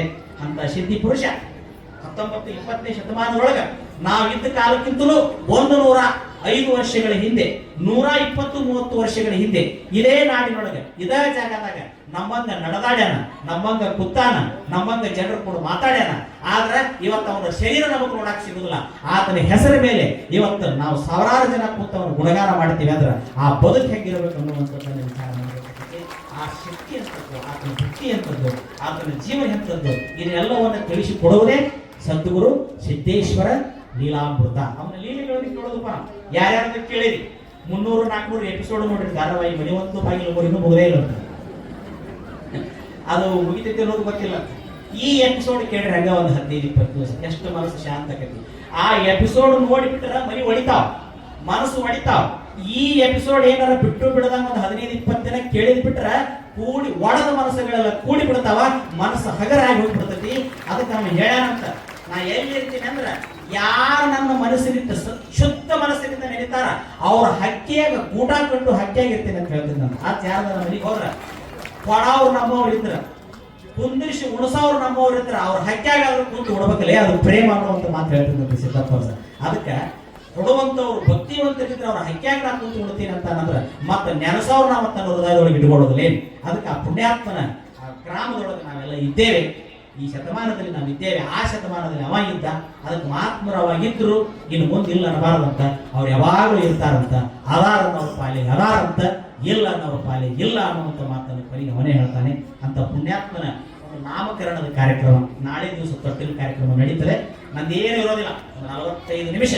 ಸತಿಪತಿಗಳು ಹೇಗಿರ್ಬೇಕು, ಸಂಸಾರಿ ಹೇಗಿರ್ಬೇಕು, ಪುಣ್ಯವಂತ ಮಕ್ಕಳು ಹೆಂಗೆ ಹುಟ್ಟುತ್ತಾರ, ಅವು ಹಂಗೆ ಹುಟ್ಟಬೇಕಾದ್ರೆ ನಾ ಹೆಂಗಿರ್ಬೇಕು, ಇದ್ರ ಬಗ್ಗೆ ಒಂದಿಷ್ಟು ಶಾಸ್ತ್ರೀಯವಾಗಿ ಹೇಳಿ ನಿಮಗ ಮಾಹಿತಿ ಕೊಟ್ಬಿಡ್ತೀವಿ. ನಾಳೆ ಸೋಬಾನಿ ಪದ ಹಾಡೋರು ಜೋಗಳ ಪದ ಸೋಬಾನಿ ಪದ ಹಾಡಿಗೆ ನಗ್ತಾ ನಮ್ಮ ಗವಾಯಿ. ಯಾಕಂದ್ರೆ ಒಂದು ಊರಾಗ ತೊಟ್ಲ ಮಾಡುವಾಗ ಸೋಬಾನಿ ಹಾಡಕತ್ಬೇಕು, ಅದು ಅದ್ರಾಗ ಬರ್ತೈತಿ, ಜನಪದದಲ್ಲೇ ಬರ್ತೈತಿ. ಅದು ಅದ್ರ ಒಂದು ಭಾಗ. ಚಕ್ರಿ ಗಾಲಿಗೆ ಹೆಂಗೆ 100 ಹಲ್ಲು ಇರ್ತಾವಲ್ಲ, ಹಂಗ ಒಂದು ಭಾಗ. ಅದರಲ್ಲಿ ಗರತಿ ಹಾಡುಗಳಂತ ಬರ್ತಾವೆ, ಜೋಗಳ ಪದಗಳಂತ ಬರ್ತಾವ. ತೂಗುವ ಬನ್ನಿರೆ ಕಂದನ ತೂಗುವ ಬನ್ನಿರೆ ಸಖಿಯರೆ, ಜೋಜೋ ಲಾಲಿಯ ಕಂದ, ಜೋಜೋ ಗೋಪಿಯ ಕಂದ ಅಂತ ಇವನ್ನೆಲ್ಲ ಹಾಡ್ತಿದ್ರು. ತೊಟ್ಟಿಯೊಳಗಾಡುವ ಒಂದು ತೊಳದ ಮುತ್ತನು ಕಂಡೆ ಅಂತೇಳಿ ಇವನ್ನೆಲ್ಲ ತಾಯಂದ್ರೆಲ್ಲ ಹಾಡ್ತಿದ್ರವೆಲ್ಲ 20-30 ವರ್ಷದಿಂದ ನಮ್ಮ ಕಿವಿಗೆ ಬೀಳ್ತಿದ್ವು. ಈಗ ಅವು ಹಾಡೋರು ಇಲ್ಲ, ಹೇಳೋರು ಇಲ್ಲ. ಹಾಡೋರಲ್ಲ, ಸತ್ತವ್ರ ಮುಂದೆ ಅಳೋರು ಇಲ್ಲ ಅಂತ ಕಾರಣದಾಗ ಹಾಡೋರಿಗೆ ಅಂತ ಕರೆದ್ರಿ ಸ್ವಾಮಿಗಳೇ. ಯಾಕಂದ್ರೆ ನಮ್ಮ ಗವಾಯಿಗಳೆಲ್ಲ ಕಲಬುರಗಿಯಾಗ ಯಾರ ತೀರ್ಕೊಂಡು ಭಜನಿಗೆ ಹೋಗಿರ್ತಾರ ಅಂತ ಹೇಳಿದ್ರು. ಇಷ್ಟು ಕೆಟ್ಟ ಕಾಲ ಬಂದದ್ರಿ, ಭಜನಿಗೆ ಹೋಗಿ ನಮ್ಮ ಭಜನಿ ಹಚ್ಚಿ ತಾವು ಮಕ್ಕಳ ಮುಂಜಾನೆ ನಾವೇ ಎಬ್ಸ್ಬೇಕು, ಅಲ್ಲಿ ಮಟ್ಟ ಹೆಣ ನಾವ ಕಾಯ್ಬೇಕಂತ ಹೇಳ್ತಾರೆ. ಇವ್ರು ಹೇಳ್ತಾರ ಇಂಥ ಕೆಟ್ಟ ಪರಿಸ್ಥಿತಿ ಬಂದದ್ರಿ ಅಂತ. ಇದು ಬರಬಾರ್ದು ಈ ಜಗತ್ತಿನಾಗ. ಮನೆಗೆ ತೆಲಿ ಕೆಟ್ಟು ಒಂದು ಟೂರ್ನ ಮಾಡಿಬಿಟ್ಟಾರಂತ. ಸೋಮನ ಆ ಕ್ಯಾಸೆಟ್ ಹಾಕ್ಬಿಟ್ಟು ಅದ ಅಳಕತ್ಬಿಡೋದು, ಅದ ಅಳೋದಂತ. ಮತ್ತೆ ಯಂತ್ರಗಳ ಅಳತಾವ, ಯಂತ್ರಗಳ ಒಂದು ಲಗ್ನ ಮಾಡ್ತಾವ, ಯಂತ್ರಗಳ ಬಾಯಾಗಿ ಚರ್ಚೆ ಉಣಿಸ್ತಾವ. ಒಂದು ಮನುಷ್ಯ ಆಗಿ ಹುಟ್ಟಿದ್ರೆ ಏನು ಪ್ರಯೋಜನ ಐತಿ, ಇದನ್ನ ನಾವು ಅರ್ಥ ಮಾಡ್ಕೋಬೇಕಾಗತ್ತೆ. ಅದಕ್ಕೆ ಹಂಗಾಗಬಾರ್ದು. ನಾಳೆ ದಿವಸ ಆ ಕಾರ್ಯಕ್ರಮ ನೋಡ್ರಿ. ನಾಳೆ ನೀವು ಹೆಂಗೆ ಬರ್ಬೇಕಂದ್ರೆ ಶುಚಿರ್ಭೂತರಾಗಿ ಒಬ್ಬ ಮಹಾತ್ಮನ ತೊಟ್ಟಿಲನ್ನು ತೂಗಾಕ ಭಕ್ತಿಯಿಂದ ಶ್ರದ್ಧೆಯಿಂದ ಮನೆಯಿಂದ ಮುಖ ತೊಳೆದು ಶುಚಿರ್ಭೂತರಾಗಿ ಬಟ್ಟೆಗಳನ್ನು ಉಟ್ಟುಕೊಂಡು ವಿಭೂತಿಯನ್ನು ಹಣಿಗೆ ಧರಿಸಿ ಸಿದ್ಧನ ತೂಗುವ ಬನ್ನಿರೆ, ಮಾಯೆಯ ಗೆದ್ದ ಸಿದ್ಧನ ತೂಗುವ ಬನ್ನಿರೆ ಅಂತೇಳಿ ಭಕ್ತಿ ಶ್ರದ್ಧೆಯಿಂದ ಬರಬೇಕು. ಹಂಗ ಬರಬಾರ ಮನೆಯಿಂದ ಬರೋರು ಒಂದಿಷ್ಟು ಕುಗ್ರಿ ನೆನೆ ಕೊಡು ತಗೊಂಬರ್ರಿ. ಈಗ ಹೋಗಿ ಟೈಮ್ ಐತಿ, ನೆನೆ ಹಾಕ್ರಿ ಸದ್ಯ ನೆನಕ್ರೆ ನಾಳೆ ರಾತ್ರಿ ಮಟ್ಟ ನಿಲ್ತಾವ. ಅವ್ನು ತಗೊಂಡು ಬಂದು ಮತ್ತೆ ನೀವ ಭಯ ಹಾಕೊಂತ ಪ್ರವಚನ ಕೇಳಿಗಿಳಿರಿ. ಕೆಲವು ಊರಾಗ ಸ್ವಾಮಿಗಳು ಪ್ರವಚನ ಹೇಳುವಾಗ ಅಲ್ಲಿ ಬತ್ತಿ ವಹಿಸ್ತಿರ್ತಾರೆ, ಅಲ್ಲೇ ಮಾತಾಡ್ತಿರ್ತಾರೆ. ಒಬ್ಬ ಸ್ವಾಮಿಗಳಂದ್ರೆ ತಿಳಿ ಕೆಟ್ಟ, ನೀವು ಕೇಳೋದಾರ ಮಾಡ್ರಿ, ಇಲ್ಲ ನೀವಾರ ಮಾತಾಡ್ರಿ, ನಾನಾರ ಮಾತಾಡ್ತೀನಿ. ಕೊನೆಗೆ ಒಬ್ಬ ಹೆಣ್ಮಗಳನ್ನ ನೋಡಪ್ಪ, ನಾವು ದಿಕ್ಕಿಗೆ ಒಂದೊಂದು ಮನೆಯಾಗ ಇರೋರು, ದಿಕ್ಕಿಗೆ ಒಂದೊಂದು ಮನೆಯಾಗ ಇರೋರು, ಈ ನೆಪದಾಗ ಬೆಟ್ಟೆಗಾಕತ್ತೀವಿ, ಸುಮ್ಮನೆ ನಿನ್ನ ನೆಪಕ್ಕೆ ಹೇಳು, ನಾವು ನೆಪಕ್ಕೆ ಮಾತಾಡಿ ಕೇಳ್ತೀವಿ. ಅಂದ್ರೆ ಅವ್ರು ಎದಕ್ಕೆ ಕೊಡ್ತಿದ್ರ ಅಂದ್ರೆ ಬಳೆಗಾರ ನೋಡಿ ಕಲ್ಲವ, ಮೀಸಿಗೋಡ್ ನೋಡಿ ಮಲ್ಲವ ಕೂಡ್ಕೊಂಡು ಎಲ್ಲಿ ಬರೋರು ಅಂದ್ರೆ ಉಳ್ಕಲ್ ಹಸಿರು ಮಠಕ್ಕೆ ಬರೋರು. ಇಬ್ರು ಭೇಟಿ ಹಾಕಿದ್ದಿಲ್ಲ, ಸ್ವಾಮಿ ವದರಾಮ ಅವ್ರಿಬ್ರು ಕೂಡ ಮಾತಾಡ್ಕೊಂಡು ಕುಂದ್ರವ್ರು. ಅದ್ರ ಪ್ರವಚನಗಳು ಆ ಓಣಿಯಾರು ಈ ಓಣಿಯವ್ರು ಕುತ್ಕೊಂಡು ಮಾತಾಡಕ್ಕಲ್ಲ, ನಿಮ್ಮ ಕಷ್ಟಗಳನ್ನ ಮರೆತು ಜೀವನದ ಯಥಾರ್ಥ ಜ್ಞಾನವನ್ನು ತಿಳ್ಕೊಳಕ. ಎಲ್ಲರಿಗೂ ಓದು ಜ್ಞಾನ ಇಲ್ಲ, ಓದಿದ್ರೆ ಎಲ್ಲರಿಗೂ ತಿಳಿದಿಲ್ಲ ಅಂತಾನೆ ಹೇಳಿ ನಮ್ಮಲ್ಲಿ ಅಧ್ಯಾತ್ಮ ಮತ್ತು ಸತ್ಸಂಗ ಅನ್ನುವಂಥದ್ದನ್ನು ಇಟ್ಟರು. ಕೂಡಲ ಸಂಗಮ ದೇವರ ನರಿವಡೆ ಶರಣರ ಸಂಘವೇ ಮೊದಲು ಅಂತ ಬಸವಣ್ಣವ್ರು ಹೇಳ್ತಾರ. ಅದಕ್ಕೆ ದೊಡ್ಡವ್ರು ಹೇಳ್ತಿದ್ರು, ನೀನು ಜಾಲಿ ಮರ ಆಗಿ ಹುಟ್ಟು ಬೇಡ ಅನ್ನೋದಿಲ್ಲ, ನಿನಗೆ ಗಂಧದ ಮರ ಆಗಿ ಹುಟ್ಟು ತಾಕತ್ತಿಲ್ಲ ಹೋದಲು, ನೀ ಜಾಲಿ ಮರ ಆಗಿ ಹುಟ್ಟು. ಅದು ಎಲ್ಲಿ ಹುಟ್ಟಂದ್ರ ಗಂಧದ ಗಿಡದ ಮಗ್ಗಲು ಹುಟ್ಟು, ಗಂಧದ ಗಿಡದ ನ್ಯಾಳ ಬಡದ ನೀನು ಕೂಡ ಗಂಧದ ವಾಸನೆಯನ್ನು ಕೊಡ್ತೀಯ ಅಂತ ಹೇಳ್ತಿದ್ರಂತ. ಹಂಗ ಚಂದನದ ಪರಿಮಳದ ಸನ್ನಿಧಿಯಲ್ಲಿ ಬೇವು ಬಬ್ಬಿಲಿಗಳು ಸುಗಂಧವ ಸೂಸವೆ. ನೀ ಮನುಷ್ಯಾಗೆ ಹುಟ್ಟು, ಆ ಆತ್ಮರ ಮಧ್ಯದಲ್ಲಿರೋ ಸ್ವಲ್ಪ ಇದ್ದ ಬಾ, ಅವ್ರ ನೆರಳು ಬಡದ್ರೆ ನಿನಗೂ ಕೂಡ ಮೋಕ್ಷ ಆಕೈತೆ ಅನ್ನುವಂಥ ಮಾತನ್ನ ದೊಡ್ಡವರ ಹಿಂದೆ ಹೇಳ್ತಿದ್ರು ಅನ್ನೋದ್ರಲ್ಲಿ ಒಂದಿಷ್ಟು ಅರ್ಥದೆ. ನಾವು ಯಾರ್ಯಾರು ಗಾಳಿ ಬಿಡಿಸ್ಕೊತೀವೋ ಹಂಗಂಗೆ ನಮ್ಮ ಕೂತಿ ಬರ್ತಾವಂತ, ನಾವು ಯಾರ್ಯಾರು ನೆರಳು ಬಿಡಿಸ್ಕೊಂತೀವಿ ಹಂಗಂಗೆ ನಮ್ಮ ರೂಪ ಬರ್ತಾವಂತ, ನಾವು ಯಾರ್ಯಾರು ನೆರಳಾಗಿ ಹಾದು ಬರ್ತೀವಿ ಹಂಗೆ ನಮ್ಮ ಸ್ವಭಾವ ಬರ್ತಾವಂತ.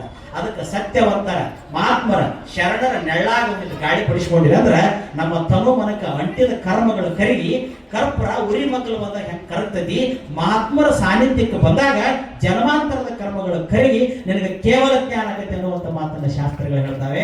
ವಚನಗಳು ಕೂಡ ಶರಣರ ಸಾನ್ನಿಧ್ಯದಲ್ಲಿ ಇದ್ರೆ ನಿನಗೂ ಕೂಡ ಸುಖ ಆಗ್ತದೆ ಅಂತ ಹೇಳ್ತಾರೆ. ಅದಕ್ಕೆ ನಾವೆಲ್ಲ 15-20 ದಿವಸಗಳ ಕಾಲ ನಡೀತಕ್ಕಂಥ ಈ ಕಾರ್ಯಕ್ರಮದಲ್ಲಿ ಭಾಗವಹಿಸಿ ಪುಣ್ಯಕ್ಕೆ ಸ್ವಾಮಿಗಳು ಬಂದಿಲ್ಲ, ಭಾಳ ಚಲೋ. ಸ್ವಾಮಿಗಳು ಬಂದ್ರೆ ಮತ್ತೆ ಅವ್ರಿಗೆ ಟೈಮ್ ಕೊಡ್ಬೇಕು ನಾವು, ಅದಕ್ಕೆ ಅವರು ದಿವಸ ಬರ್ತಾರೆ. ಅದಕ್ಕೆ ನಂದು ಇರ್ತೈತಿ, ನಂದು ಮಠ ಕಟ್ಟೋದು ಅವ್ರ ಕಳಸ ಹೇಳೋದು ಎರಡು ಏಕ ಕಾಲಕ್ಕೆ ನಡೀತಾವ. ಅದಕ್ಕೆ ದಯಮಾಡಿ ನಾನು ನಿಮ್ಮಲ್ಲಿ ಕೇಳ್ಕೊಳ್ಳೋದು ಅಂತ ಏನು ವಿನಂತಿ ಅಂದ್ರೆ, ನಮ್ಮ ರಾಜೇಂದ್ರ ದಿವಸ ಹೇಳ್ತಾರೆ ದೌಡ್ ಬರಕ್ಕೆ ಹೇಳ್ರಿ, ದೌಡ್ ಬರಕ್ಕೆ ಹೇಳ್ರಿ ಅಂತೇಳಿ. ಹುಬ್ಬಳ್ಳಿ ಧಾರವಾಡ ಭಾಗದ ಪ್ರವಚನಗಳಂದ್ರೆ ಖರೆ ಹೇಳ್ಬೇಕಂದ್ರೆ ಅವು 6ಕ್ಕೆ ಚಲೋ ಆಗ್ಬೇಕು, 7ವರೆಗೆ ಮನ್ಯಾಗ ಇರ್ಬೇಕು. 6ಕ್ಕೆ ಚಲೋ ಆಗ್ಬೇಕ್ರಿ, 7ವರೆಗೆ ಮನ್ಯಾಗ ಇರ್ಬೇಕು. ಯಾಕಂದ್ರೆ ನಾವು ಹಿಂದೆಲ್ಲ ಇಲ್ಲಿ ಮಾಡಿದಾಗ 6ಕ್ಕೆ ಚಲೋ ಮಾಡಿ 7ವರೆಗೆ ಹೋಗ್ಬಿಟ್ಟು ನಾವು ನಮ್ಮ ಜಾಗಕ್ಕೆ. ಈಗ ಇಲ್ಲಿ ಪರಿಸ್ಥಿತಿ ಏನಾಗೈತೆ ಅಂದ್ರೆ ನಾವು 7ಕ್ಕೆ ಬಂದ್ರು ನೀವು 8ವರೆಗೆ ಬರ್ತೀವಿ, ನೀವು 8ವರೆಗೆ ಬರೋರು. ಸಟ್ ಬಿಟ್ರೆ ನೀವು 9ವರೆಗೆ ಬರತ್ತೀರಿ ನೀವು. ಅದಕ್ಕೆ ಹಂಗೆ ಬಂದ್ರೆ ಪ್ರಯೋಜನ ಇಲ್ಲ, ಹಂಗೆ ಬಂದ್ರೆ ಪ್ರಯೋಜನ ಇಲ್ಲ. ಅದಕ್ಕೆ ದಯಮಾಡಿ ಸರಿಯಾಗಿ ನೀವು 7 ಗಂಟೆ ಅಥವಾ 7:15 ನೀವು ಇಲ್ಲಿ ಇದ್ದೀರಿ ಅಂದ್ರೆ ನಾನು ಯಥಾ ಪ್ರಕಾರ ನನ್ನ ವಿಷಯವನ್ನ, ಯಾಕಂದ್ರೆ ನನಗೆ ಸಮಯ ಸಾಲಂಗಿಲ್ಲ. ಆತ್ಮರ ಚರಿತ್ರೆ ಅಂದ್ರೆ ಸಮುದ್ರ ಇದ್ದಂಗೆ ಅದ್ರ ಯಾವ್ದು ಹೇಳಬೇಕು ಯಾವ್ದು ಹೇಳಬೇಕು. ನಾವು ಉಳ್ಕಲ್ ಕೆರೆ ಇದ್ದಂಗ ಅದ, ಕೆರೆಯಾಗಿನ ನೀರು ನೀವು ತುಂಬಿಕೊಂಡ್ರೆ ನೀವು ಸವಿತೈತೇನ, ಹಂಗೆ ಮಾತ್ವರ ಚರಿತ್ರೆ ಮುಗಿದಿಲ್ಲ. ಅದನ್ನ ಯಾವ ಮುಗಿಸ್ತೀನಿ ಅಂತ ಬಂದವನ ಮುಗಿದು ಹೋಗ್ಬಿಟ್ಟಂತ, ಅದು ಇನ್ನೂ ಮುಗಿಯಂಗಿಲ್ಲ.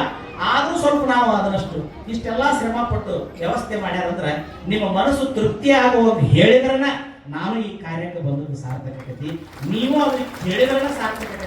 ಮತ್ತೆ ನೆತ್ತಿಗೆ ಪ್ರಸಾದ ತಗೊಳ್ಳಾದ್ರೆ ಹೊಟ್ಟೆಗೆ ಪ್ರಸಾದ ತಗೊಂಡ್ರೆ ಅದ್ರ ಹೊಟ್ಟೆ ಮೇಲೆ ಐತ್ಬೇಕಿರಿ ನಿಮ್ಗೆ ಬಿಟ್ಟದ್ದು. ಅದಕ್ಕೆ ಹೊಟ್ಟಿಗೆ ಪ್ರಸಾದಕ್ಕಿಂತಲೂ ನೆತ್ತಿಗೆ ಪ್ರಸಾದ ಬಹಳ ಚಲೋ ಅಂತ. ಹೊಟ್ಟಿ ಪ್ರಸಾದದೊಳಗೆ ಹಗೆ ಐತೆ ಅಂತ, ಹೊಗೆ ಐತೆ ಅಂತ, ಧಗೆ ಐತೆ ಅಂತ.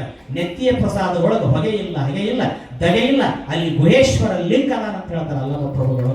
ಅದಕ್ಕೆ ನಾವು ಆ ಗುಹೇಶ್ವರನನ್ನ ಸಿದ್ದೇಶ್ವರನನ್ನ ಕಾಣ್ಬೇಕಂದ್ರೆ ಒಂದಿಷ್ಟು ನೆತ್ತಿಗೆ ಬುದ್ಧಿ ಕಟ್ಕೋಬೇಕು. ಹಂಗೆ ಮಾಡ್ಬೇಕಂದ್ರೆ ನೀವು ಬೇಗನೆ ಬಂದ್ರೆ ನನಗೆ 1 ತಾಸು 1.5 ತಾಸು ನನಗೆ ಬೇಕು. 7ವರೆಗೆ ಪ್ರಾರಂಭ ಆದ್ರೆ 9 ಗಂಟೆ ಮಟ್ಟ ನನಗ ಬೇಕ. 9ರಿಂದ ಬಂದು ಸ್ವಾಮಿಗಳ ಆಶೀರ್ವಚನ, ನಂತರ ಅವರಿಗೆ ಸನ್ಮಾನ, ಬಂದಂತ ಅತಿಥಿಗಳು ಅವೆಲ್ಲ 1-1.5 ತಾಸಕ್ಕ. ಅದಕ್ಕೆ ಸಮಯ ಸಾಲಂಗಿಲ್ಲ. ಅದಕ್ಕೆ ದಯಮಾಡಿ ತಾವು ಬೇಗನೆ ಬಂದ್ರೆ ನಮಗೂ ಕೂಡ ಚಲೋ, ನಿಮಗೂ ಕೂಡ ಹೆಚ್ಚಿನ ವಿಷಯಗಳನ್ನು ತಿಳ್ಕೊಳ್ಳಿಕ್ಕೆ ಅನುಕೂಲ ಆಗ್ತದೆ ಅಂತ ಹೇಳ್ತಾ, ನಾಳೆಯ ಕಾರ್ಯಕ್ರಮಕ್ಕೆ ತಾವೆಲ್ಲ ಹೆಚ್ಚಿನ ಸಂಖ್ಯೆಯಲ್ಲಿ ಬಂದು ಆ ಮಹಾತ್ಮನ ತೊಟ್ಟಿಲ ಕಾರ್ಯಕ್ರಮದಲ್ಲಿ ನಾವು ಭಾಗಿಗಳಾಗ್ರಿ. ಆ ತೊಟ್ಟಿಲ ಕಾರ್ಯಕ್ರಮಕ್ಕೆ ಈ ಜಾಗ ತಗೊಳ್ರಿ. ಅಲ್ಲೆಲ್ಲ ಹೆಣ್ಮಕ್ಳದ ಕೆಲಸ ಇರ್ತದೆ. ಅಲ್ಲಿ ರಂಗೋಲಿ ಹಾಕ್ರಿ, ಬಾಯಿಲು ತೊಳಲುಗಳನ್ನು ಕಟ್ಟ್ರಿ. ಅಲ್ಲೆಲ್ಲ ತಾಯಂದ್ರನ್ನ ಕರ್ಕೊಂಡ್ ಬಂದವರಿಗೆ ದಂಡಿ ಹಾಕಿ ಅವರಿಗೆ ವಿಭೂತಿಯನ್ನು ಹಚ್ಚಿ ಅವರಿಗೆ ಜಂಗಮರ ಪಾದೋದಕವನ್ನು ಕೊಟ್ಟು ಆ ಕೂಸಿಗೆ ಭಸ್ಮವನ್ನು ಹಚ್ಚಿ ಆಮೇಲೆ ಅದಕ್ಕೆ ನಾಮಕರಣ ಮಾಡ್ರಿ. ಅದಕ್ಕೆ ನಾಮಕರಣ ಮಾಡುವಂಥದ್ದು ಕೊಳ್ಳಾಗ ಅದಕ್ಕೆ ಸಣ್ಣ ಲಿಂಗವನ್ನು ಕಟ್ಟಿ, ಯಾಕಂದ್ರೆ ಅಜ್ಜವರಿಗೆ ಲಿಂಗ ಕಟ್ಟೆ ತೊಟ್ಟಿಲದಲ್ಲಿ ನಾಮಕರಣ ಮಾಡ್ತಾರೆ. ಈ ಚರಿತ್ರೆಯಲ್ಲಿ ಏನೇನು ಬಂದೈತಿ ಅದನ್ನೆಲ್ಲ ಸಾಂಕೇತಿಕವಾಗಿ ಮಾಡ್ರಿ. ಆ ತೊಟ್ಟಿಲವನ್ನು ಭಕ್ತಿಯಿಂದ ತೂಗ್ರಿ. ನಿಮ್ಮ ಜೀವನದ ಕಷ್ಟಗಳನ್ನು ಅವ ಖಂಡಿತವಾಗಿ ಕಳೀತಾನೆ ಅನ್ನುವಂಥ ಮಾತನ್ನು ಈ ಸಂದರ್ಭದಲ್ಲಿ ಹೇಳ್ತಾ ನಾಳೆಯ ಕಾರ್ಯಕ್ರಮಕ್ಕೆ ತಾವೆಲ್ಲ ತಯಾರಿ ಆಗಿರಿ. ನಾಳೆ ಈ ಚರಿತ್ರೆಯಲ್ಲಿ ಸಿದ್ದೇಶ್ವರನ ಅವತಾರ ಆಗ್ತದೆ, ಅದಕ್ಕೆಲ್ಲ ನಾವು ಅಣಿಯಾಗೋಣ ಅಂತ ಹೇಳ್ತಾ ನನ್ನ ಮಾತುಗಳನ್ನು ಇಲ್ಲಿವರೆಗೂ ಬಹಳ ಭಕ್ತಿಯಿಂದ ಕೇಳಿರ್ತಕ್ಕಂಥ ತಮ್ಮೆಲ್ಲರಿಗೂ ಧನ್ಯವಾದಗಳನ್ನು ಅರ್ಪಿಸಿ ವಿರಾಮ ಕೊಡ್ತೇನೆ. ಶರಣು.